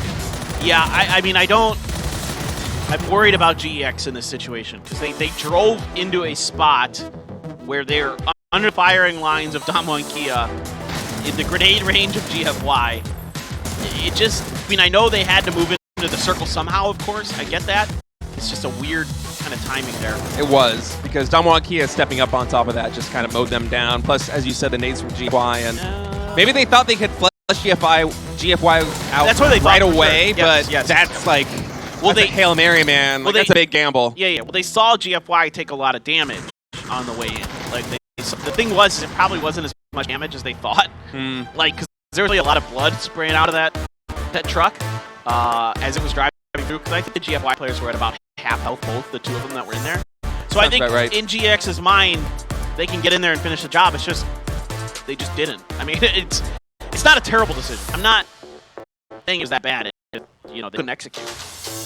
Damwon Kia getting 22 points with that win. Right there behind them, GFY with 18, picking up 13 kills. Trying it out with GEX at 12 and Tiamba Esports there at 9. So GFY continuing to add to that little war chest they're building. They're having a really good showing here in the first 2 days. Yeah, dude. They're a good team, especially in Miramar. And so they've been good on Erangel so far this event, too. So that's scary. If they can do it on both maps, yeah, they're absolutely going to be in the conversation of winning this thing. Loki, of course, going to be our player of the match with those 5 kills. Had a huge one, him and under. Doing a lot of the heavy lifting in that game, but still, this guy is, you know, no matter where, no matter when, he's always there. He's always playing really damn well, whether it be PNC this year or here now. PCS, this guy is a force to be reckoned with, no doubt about it. Yeah, Loki and under, they really know how to get it done. And that's going to wrap up Miramar for today. We're going to Erangel next. I'm excited. Yeah, me too. There was really, really good games on Miramar today. And now we go back over to the original PUBG map. And yet GFY back on top, but by 5 points. So wow, Damwon extending a bit of a lead. Yeah, Damwon Kia with that win has shot themselves up the leaderboard. 1 point out of Petrichor Road. And then, you know, Bagel Pod not far behind. So things remain really, really tightly knit at the top of this. Yeah, I was, I'm actually kind of surprised. I thought Damwon Kia might have a little bit more distance to close, but no, with that win, they're all the way up there in 2nd place, just 5 points behind GFY. And looking at the top 8, we have 3 Korean teams. That is exciting. Yes. Now we're starting to see these good, like, placement finishes start to propel the teams a bit ahead in that leaderboard. And, you know, big wins, like you're seeing with Damwon Kia, like you're seeing with Bagel Pa, are a big part of this, because they've been able to string together more than just one. It's when you start stringing together multiple chicken dinners that things start to snowball in your favor, as we're seeing here for those two teams. And we'll see if they can keep it up. Infantry has been a little bit slow to start so far. Maybe that'll start to change. Longsker looks like he's ready for a nap. You know, I get it, big guy. It's late here over in the Korea-China region. Yeah, 8 p.m., 9 p.m. Getting late, getting to these gamers' bedtimes. I doubt that. Yeah, I know. I seriously doubt that. But yeah, it's been a little bit quiet here for Infantry. Only 21 kills after, I think, 8 maps, if my math is right. And that's not what you know they're capable of. But again, like somebody has to have the short end of the stick. Like, can't have everybody a lot of kills. And pretty much every single team in every one of these lobbies is a top team. And you know, what is that little baby with like the birthday hat, like the glasses and the mustache and the what bottom right? In the world is on zero? I noticed this actually as we did like the intro to the show, and I was just like wondering like what this was, but you were making like a really smart point. I don't want to like distract you, and I'm just like, what the hell? Like scratching my head. That was really weird. It's a scary baby, man. What in the world was that? I don't know. I'm wondering. Super odd. Maybe it's the chicken dinner when it chicken dinner baby. I don't know. No. No? I don't. Maybe it's a lucky chicken dinner baby, man. I don't think so. If it is, then that's really weird. All right, it's time for Erangel, guys. Match 9 of the event. Match 4 of the day? Yeah, match 4 of the day. That math adds up. And we're getting a pretty fair playing path all the way from military base up to the east of Georgia Pole. So a lot of different ways this circle could go. First one just has to touch that playing path. Yeah, and just kind of waiting to see. I'm not going to lie, I don't want any more military island circles. I'm done with those. I've seen enough of them. If you watch the PWS finals, you understand. I saw way too many. So I'm kind of burnt out on military circles. Yeah, we already had you so far on day one, so want to mind something a little bit different. We'll have to see where that first one decides to go. Is pubg going to be landing all the way near Novo. First one's out of the plane. Freaks in military base in Damwon Kia. Right on the heels of Pero, actually. Coming over here, I think, if I'm not mistaken, looking for a vehicle is one of these teams, and kind of an awkward spot. I'm actually not sure if there are too many car spawns here. Getting a brief snapshot of this road, and I'm not actually seeing like any cars. There's one up ahead. Okay. For Pero, I think there's one hard spawn at least by Ferry Pier. So there's stuff over there, but the problem is that Pero's trying to get over to Primorsk, and Damwon Kia's, landing. Oh my god. Well, fine. Well, this is how we saw Bagopal win map number 1, was something very similar, them landing by Novo and eventually working their way up that mountain and farming kills. Yes, but I've seen enough military circles. Yeah, I'm right there with you, man. I saw so many during the PWS finals. I'm just like, oh. This is our 4th Erangel map, right? We had 3 on day 1. This is the first one on day 2. Did we have 2 yesterday? I thought we only had... No, we had 3 yesterday, so this would be the 4th one. Because the first one today. 3 plus 1 is... Well, yeah. 4 games. No, I know. And we're going to have 3 of those on the military island. Oh, wait. Did we have 2 on the military island? We had Bagel Pause win. I thought we did, didn't we? Am I crazy? Am I seeing double my I think memories? you're crazy because there was a finish by Mansion. Okay. And then, where was the other one? The other one was by out by up by Pachinki. So one. Oh yeah, you're right. Actually, I don't know why I'm thinking that there were 2 of them. It was only 1. Yeah. Thank you for correcting me. Yeah. Now we've got the second. That's still too many. Too many. It's like still like a 17% or 18% chance it goes to the military island each game. It feels like it's way higher than that though. Well, yeah, it's all because like you don't notice it when they like come in bunches. It feels. Like. Yeah, it feels like almost any time that plane is like going to be low on the map. Yeah. Then it's just destiny, but we'll see. That first one that we had on Military Island was quite interesting, the way the bridge camps played out. We had, I think, 5 teams all posted up by the Eastern Bridge. If I'm not mistaken, it was New Happy that was trying to cross, and just everybody had their sightlines on them. Under. You can see there, like you were talking about, the re-peeking that he does. So good. So good. It's just nuts. It's like he has, he understands the game so well that when he stops peeking, it's like he just has natural X-ray vision and he can just see exactly where everyone is, and then he'll just like change the angle slightly and he will already be locked on. Like he just knows. Yep, exactly. Yep. Yeah, that's well said. All right, you can see that for the first time today, it is not Soul, our top fragger. from the previous match. It is Loki and Peng with 5 kills each, but Loki gets the nod because he did more damage. Heaven, Tung Mu still doing a lot of damage and a lot of kills, though. Tung Mu's having a really good event. Same with Heaven, 836. That 1v3 really shined for him. You rack up a lot of damage if you can pull something like that off. Yeah. What a moment that was. Pretty nuts. I mean, and not an expected result from that. I thought Heaven was done. Yeah, I thought so too. I was writing it off. Oh, man, I think it was Infantry they were fighting. Like, man, Infantry, they got complete control of the situation. And then Heaven just fights back like nothing else. Went ham. That's nothing else to say about that. He went ham. Infantry here has tried to get into the hospital, and that's got Tianba a little bit angry. They feel like that's their territory. So a little bit of scuffling potentially with monsters up on the roof. Tong has the spot, doesn't feel comfortable enough to take the shots. Might just be relaying the information. Just I think potentially, you know, obviously if he gets the freebie, he'll take it. But I think more importantly, he needs to make sure that Infantry isn't setting up any kind of like barricades or traps. Because Infantry is a team that will absolutely do that. Infantry will absolutely set up traps to try to mess with you on rotations, especially if they're not having a good performance. It's something they'll do to try to get themselves, you know, turned around, get their mentality turned around. But yeah, now he's got monsters out in the open.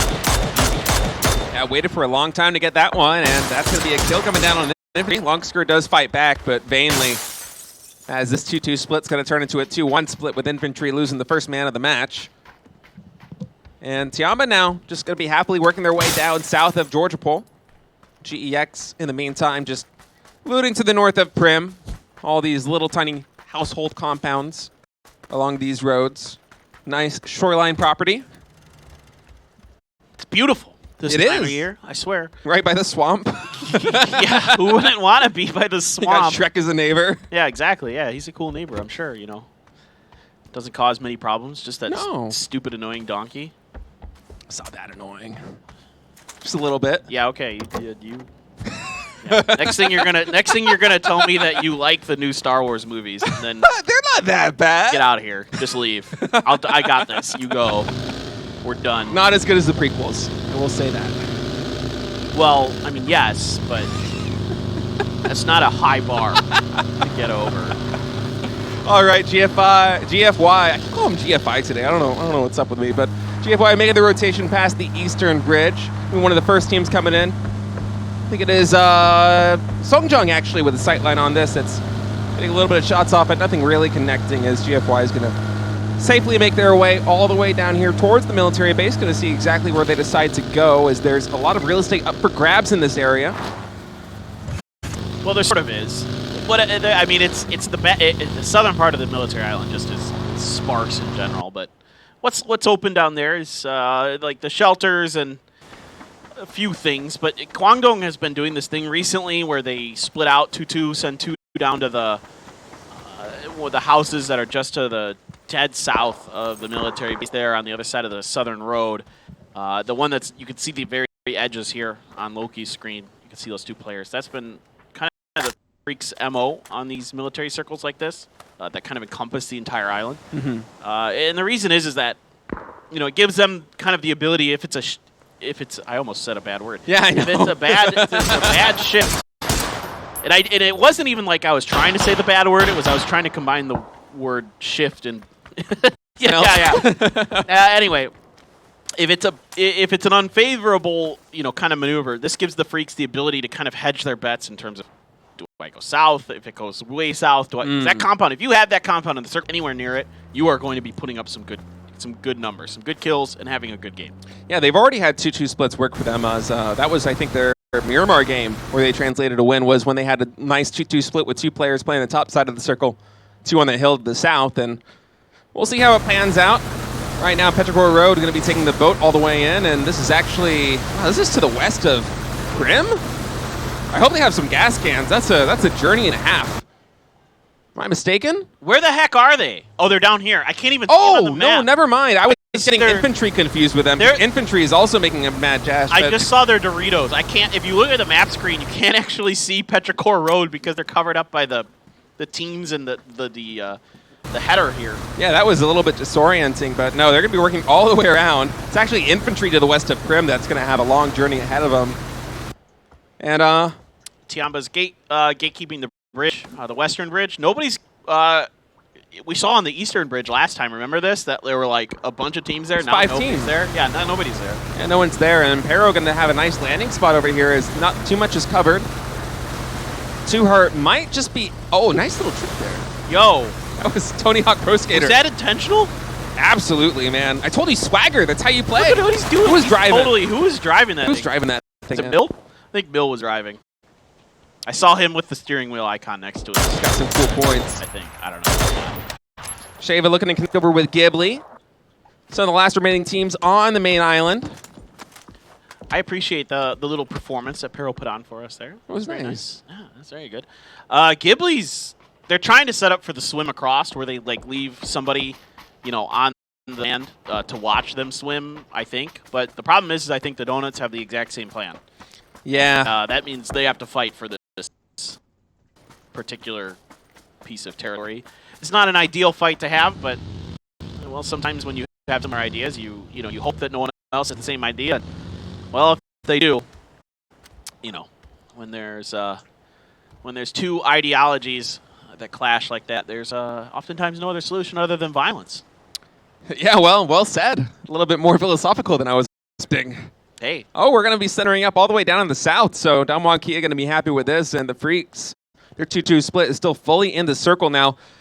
The problem here for the Freaks is a lot of teams are kind of getting in the way. They want to get back to their other two players, but they're going to have to cut through the lines of Gen G and Bagel Pa. This is going to be tough. They're going to get through. Okay. Bagel Pa did not quite get there in time, so they're going to get through. Okay. They're safe. For a moment, I was thinking Two Heart might step out and try and find some kind of spray down, but there's a lot of urgency for these teams to get to any defendable position they can, and yeah, the Freaks will be able to rendezvous. Looking at the map screen right now, Ghibli and USG Donut still contesting that top spot for the swim across. And here we go. Theo lining him up. That is a slow U.S. He's going to take down 4AMs forever, and Renade coming in, not able to connect. But man, they're not aware of where he is. Theo just picks up 3. He's got to be careful though. Took a little bit of damage. This might be the 4th. Way drives in. The rest of Bagel Pa is kind of circling around. Yeah, Pio gonna get 3. Two Heart gets 1 in the midst of all that. Well, actually, Wei got taken out by Renba. I take it back. Yeah. Renba got that one. Pio gets knocked by 911. GFY has a really long angle on this. Getting a nice shot of that right now as 911 is in the control tower. Still, I think Bagel Pa is okay. Yeah, Gen G would be hard-pressed to actually move from the west side of the plane path to... Same with GFY. or the plane to breeze, I should say, over there. And yeah, GFY is going to be happy just getting all the intel they have. This control tower is so good in terms of information collecting. Another knock right away on the PO there from ATC. Ooh. That's second. That's 2 knocks on the PO. Should be resable, I think, but you have to invest so much here. Now, the good news here for Bagel Pa is, in theory, there's a lot of 4 AM loot to be found to kind of get the lost loot back into your bags that you just had to expend to recover from that fight. Donawa suffered a knock. Should be resable, I believe. I don't see a world where they don't get that. Unless somebody does something really wild. Oh, infantry's going to be pouncing on this position. Chewy's coming down. He's unprepared for this. As Longster gets the headshot, that's going to be him going down right away. Tong on the top of this hill all by himself. Well, that shooting, that knock on Donawa gave this position away to infantry, and they're taking advantage of it. I like what infantry's doing. Tong going to move away on foot towards 7-7. Can they find another one is the real question. Now, Tong, I think very wisely here, retreating into the sight lines of his teammates to make sure that if infantry continues to push towards him, that he has help if a fight breaks out. But now you have to see territory to infantry is the problem. Now, I wonder if is there any vehicles that they had to leave behind? It's another big question I have, because infantry was all on foot, right? Because they came on a boat. They did not find a vehicle. And if they can get a vehicle, up here I don't see one. Okay. Does Tiamba have one in their compound? I'm not actually sure. I would assume so. Yeah, you'd have to think, right? They came across the bridge, so they should have vehicles left. They should. Unless something went really bad.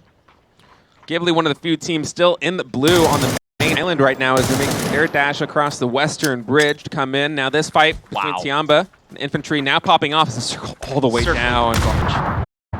This is is a trash circle for anybody who's ever played in this area of the map. But infantry might be falling apart here. That's 2, 4, 7, 7. One with the frag, one with the barrel. Looking for Lin. Lin trying to use the hillside to keep himself obscured. A little bit of peeking.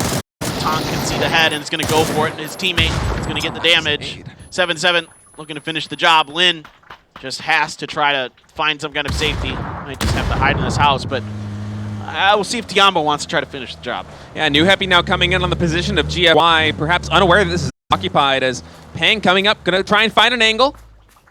New Happy obscured just a little bit by the side of this hill, as GFY getting in position. Nan taking some shots, but exposing himself. This Tongmu gets a lot of damage in, now switching to the frag grenade. Will he be able to get a connection as the frags are coming out? That is Nan going down, so they finished to get the knock there. He was already really bruised from that spray. Tough, man, for GFY, honestly. Some are on a rotation around the outside, and that's going to give them enough of an angle to maybe get a little more damage in.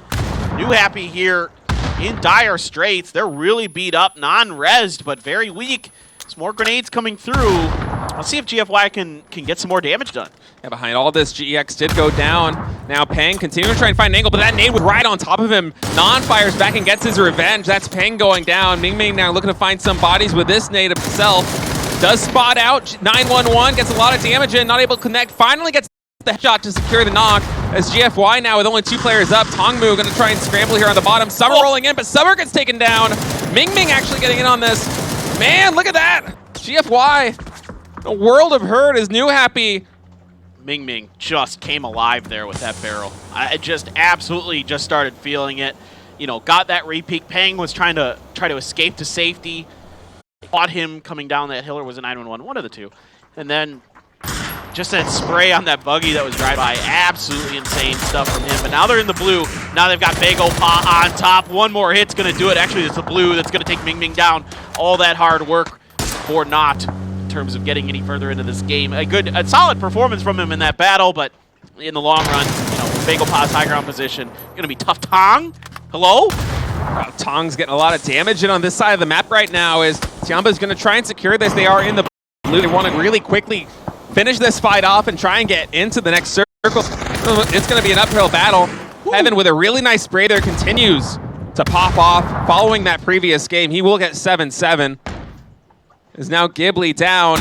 Only 1 player left standing as Tosi's going to try and heal. More utility coming out of Tiamba. Oh, they want to finish this. Lin just stole that kill. Oh, did he? He just came out of the house. He came out of Grandma's house with a, you know, plate full of brownies and was ready to rock and roll. And Grandma always ready with the food. Meanwhile, it was Damo and Kia fighting Pero and doing a very good job. Pero is all but done. Just Mill left, I think. I don't see anyone else on the map. Tong still holding Tosi's angle. Tosi's just going to get... Actually, it's Shado. Yeah, from 17. Where in the world? God, he's way out there. He's way down at the houses at one of those the 4 stack. Many meters away. Yeah. Tai Lu right now battling off with Bagel Pa. Jiaoyang trying to find right here. Oh, a lot of nade damage coming in. He's at 1 HP, and then DJ finishes him with a barrel. So Bagel Pa's going to win yet another skirmish. 67 points right now, 3 points behind GFY for first place. Here's Lin on top of GEX. We missed this off screen. There's no way. There's no way he's winning this battle. He has to, right? Look at that. Oh my god, what a spray. Oh my god. He had 4 HP left. Ridiculous. Apps, they had no idea where he was. All right, Sungjong did get knocked for Bagel Pa. The Freaks still in kind of a 2-2 split. Pio out in the vehicle, really exposed here to Kakari, but he runs out of bullets. And 2Heart's going to make him pay the price. They're going to run him over. Ian's trying to, but not going to happen. Bagel Pa here. DG does get knocked, but they have swatted the 2 members of the Kwangdong Freaks that were trying to hold them out away. Now you've got Akkad on the roof, and 2Heart's got to track onto him, doing some decent damage. Puts Akkad back onto the ground, and now let's see if Bagel Pa can stabilize. Bagel Pa doing a great job of crisis management there, dealing with that position that the Freaks had and taking those 2 players down, as now it's just going to be Lash and Akkad alone here in these houses. The circle begins to close in. Bagel Pa does have 1 player down, 1 player knocked, but they will be very happy with that situation. Sungjong goes down as well, but Bagel Pa putting up some kills, and you know what? That's the name of the game right now for them. Kills are as good as gold. Taking some damage in this cross, and Onyx not really able to maybe find as much mini damage as he like. Bagel Pot. Oh, man. They found an opening here. These windows, you can get inside of them. This is a really good angle to take. Now they're going to take some damage. Oh, Pio got stuck, couldn't get in quite in time. I don't think he got through. Two Heart being held by a COD at this door. COD hit his head. Oof, oof, oof. Pio's going to bleed out because that was his fourth knock. Two Heart on very low HP, going to try and make something happen here. Flash pushing up the stairs. Two Heart gets him. COD does finish it off, though, and that's going to be Bagel Pot eliminated. They will have 69 points in second place at the end of match 9.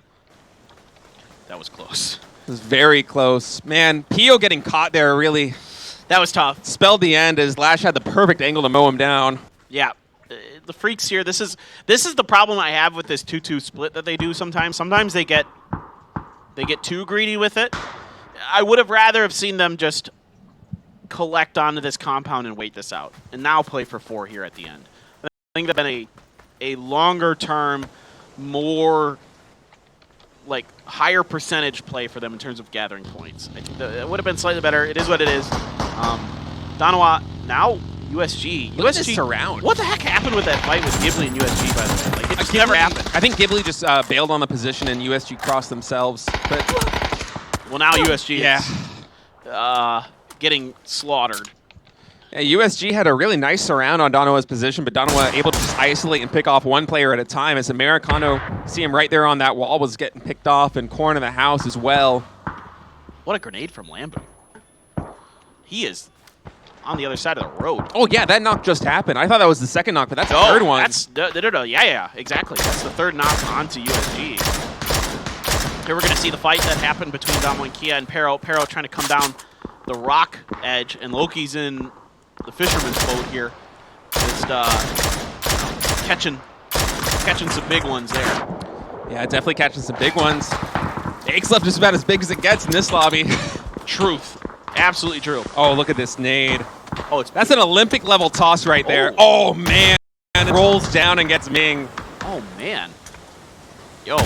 Pros have gotten so good with nades. It's crazy. Absurd. They know the distances so well. It's just insane. Sheva on the outside of Donawa's compound still, but the last one left for USG. And once again, he has not much he can do except sit in the blue and try to figure something out.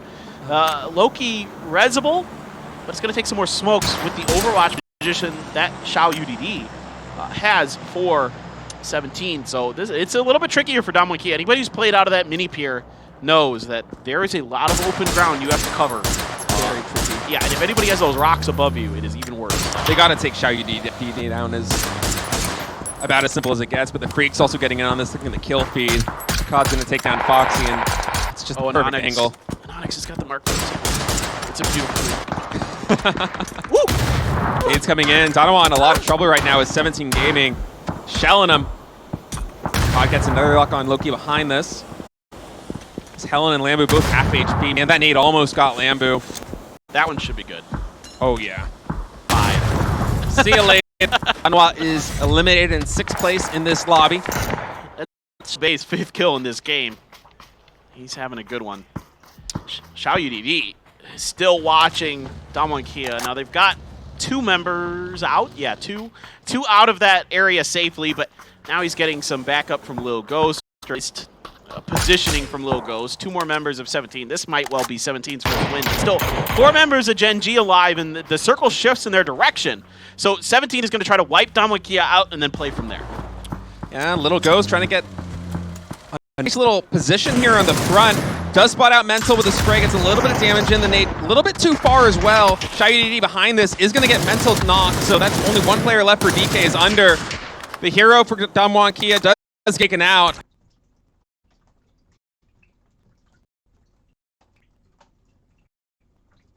Hey, there are still 6 other players left in this lobby that he could rake in. Let's see if he's able to put up the 10 spot. 8 kills total for 17. Onyx still has that silence to mark 14. Oh, it's a beautiful thing. I know, dude. 8x as well with a 3 helmet and a 3 vest. It's gorgeous. I mean, you put the best player on Gen G in a position like this, and now we've got a slam towards the middle from the Freaks. And from 17, Little Ghost is coming in as well, so a lot right now on Gen G. Oh, this is great for Gen G. They love this. Go ahead. Fight for that position. Do damage to each other. I absolutely love the Gen G. For a moment, I thought they were both going to be diving on G position exactly, but no, instead, as you said, they're kind of cannibalizing each other. Yeah, this is perfect. Dip. Yeah, this dip on the other side of the road. This is, once again, kind of reminds me of the situation that Gen G was in the last game. I was thinking the same thing on Miramar, Yeah. But this time, they've got more kills. They've already got 10. Who is that? Is it Adder of 6 kills? I'm not sure, but yeah, they have been raking in points right Cut now. back to Gen G. Renba is an OM. Anonix has a Mark 14. Renba is an OM? Now, Renba is an OM.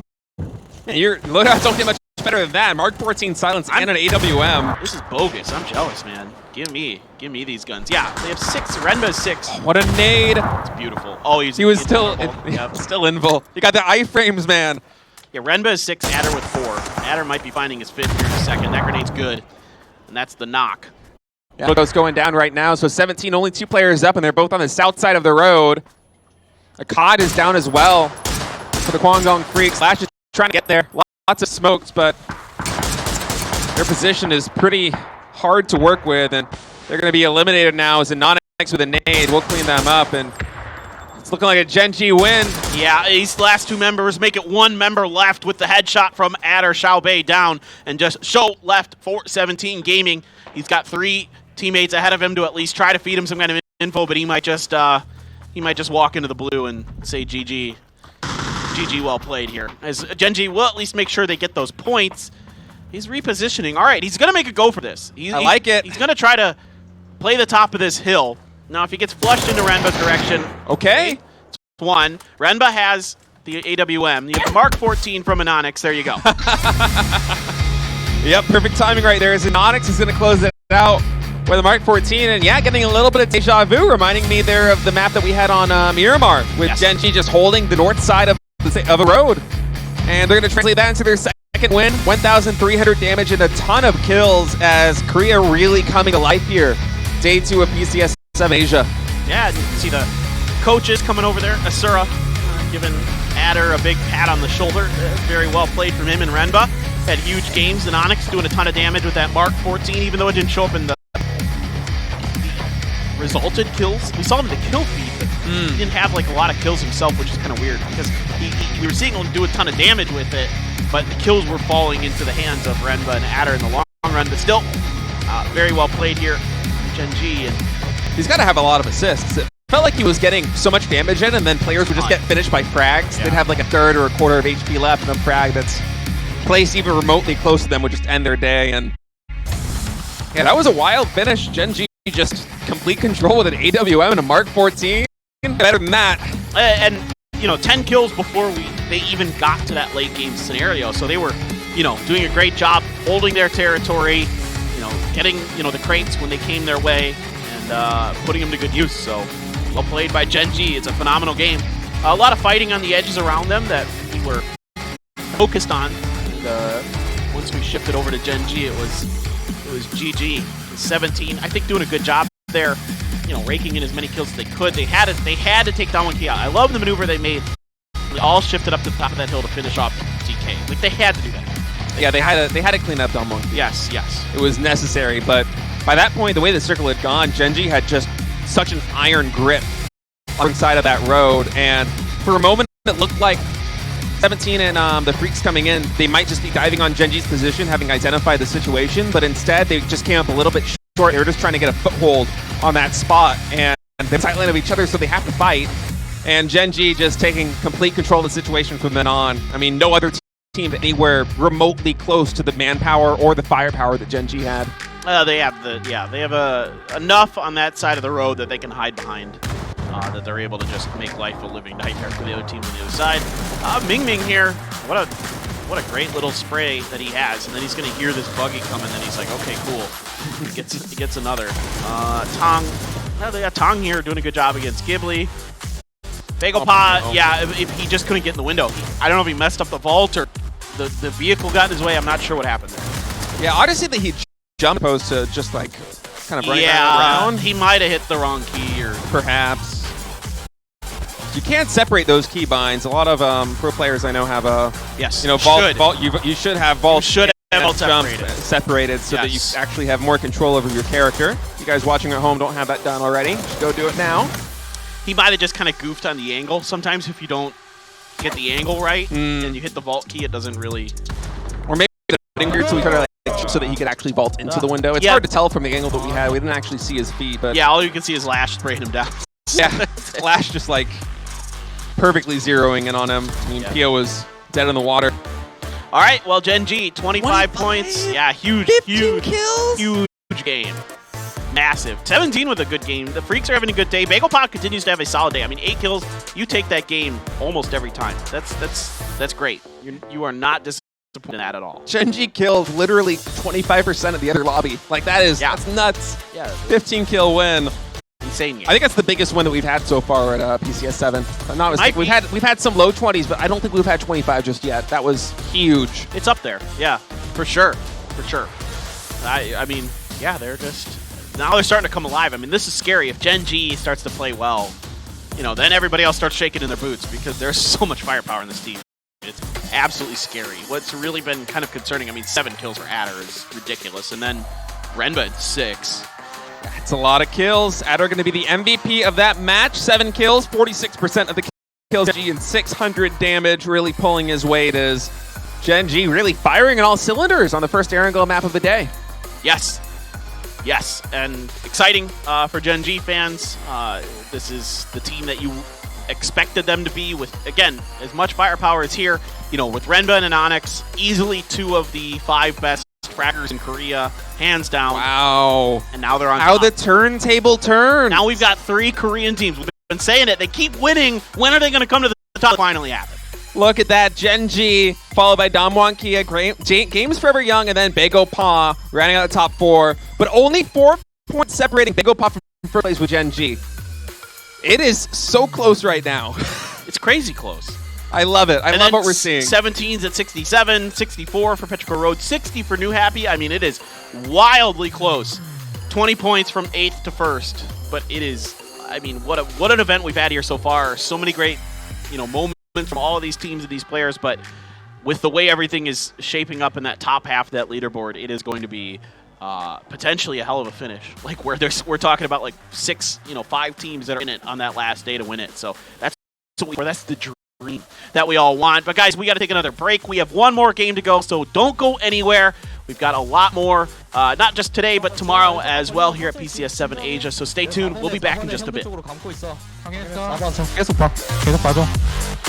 계속 돌아간다 남쪽으로. 나 땡길게 쭉. 나도 땡긴다. 4킬이야 4킬. 쟤 라스 하나 맞지? 하나야. 돌려서 강현이랑 못 당기니까 오른쪽 해. 공격할 거 가던지 한 명. 라이딩 가. 혼자 할게. 진정해. 자, 죽어도 나 혼자만 죽을게. 지금 빠르다. G2 내렸다. 이번 바이디 쪽. 보인다 바이디. 나이스.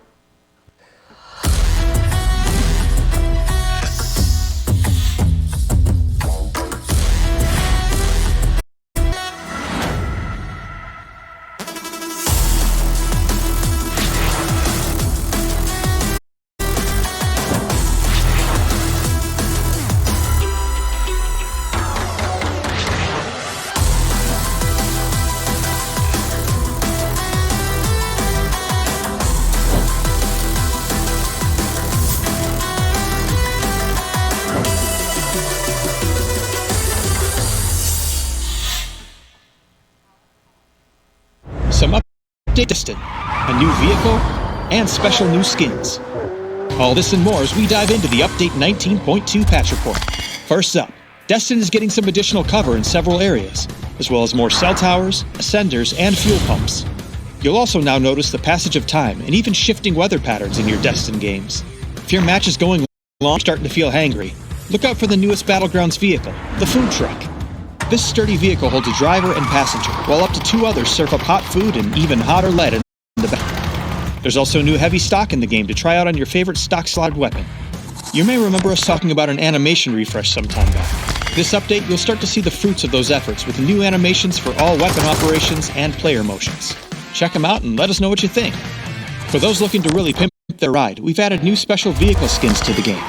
Our first set will turn your run-of-the-mill Coupe RB into a sleek and sexy McLaren GT. Customized paint, rims, and even your brakes. These customizations can be crafted in the workshop or by collecting rewards from the new Crafter's Pass. But before you go betting your pink slip, while it may look like a McLaren, it still performs like a regular old coupe. There's quite a bit more to learn about these updates and more, so check out the patch notes for full details. Update 19.2 is here, so drop in, wax up that new McLaren, and serve up some chicken dinner, extra bullets. We'll see you on the battlegrounds.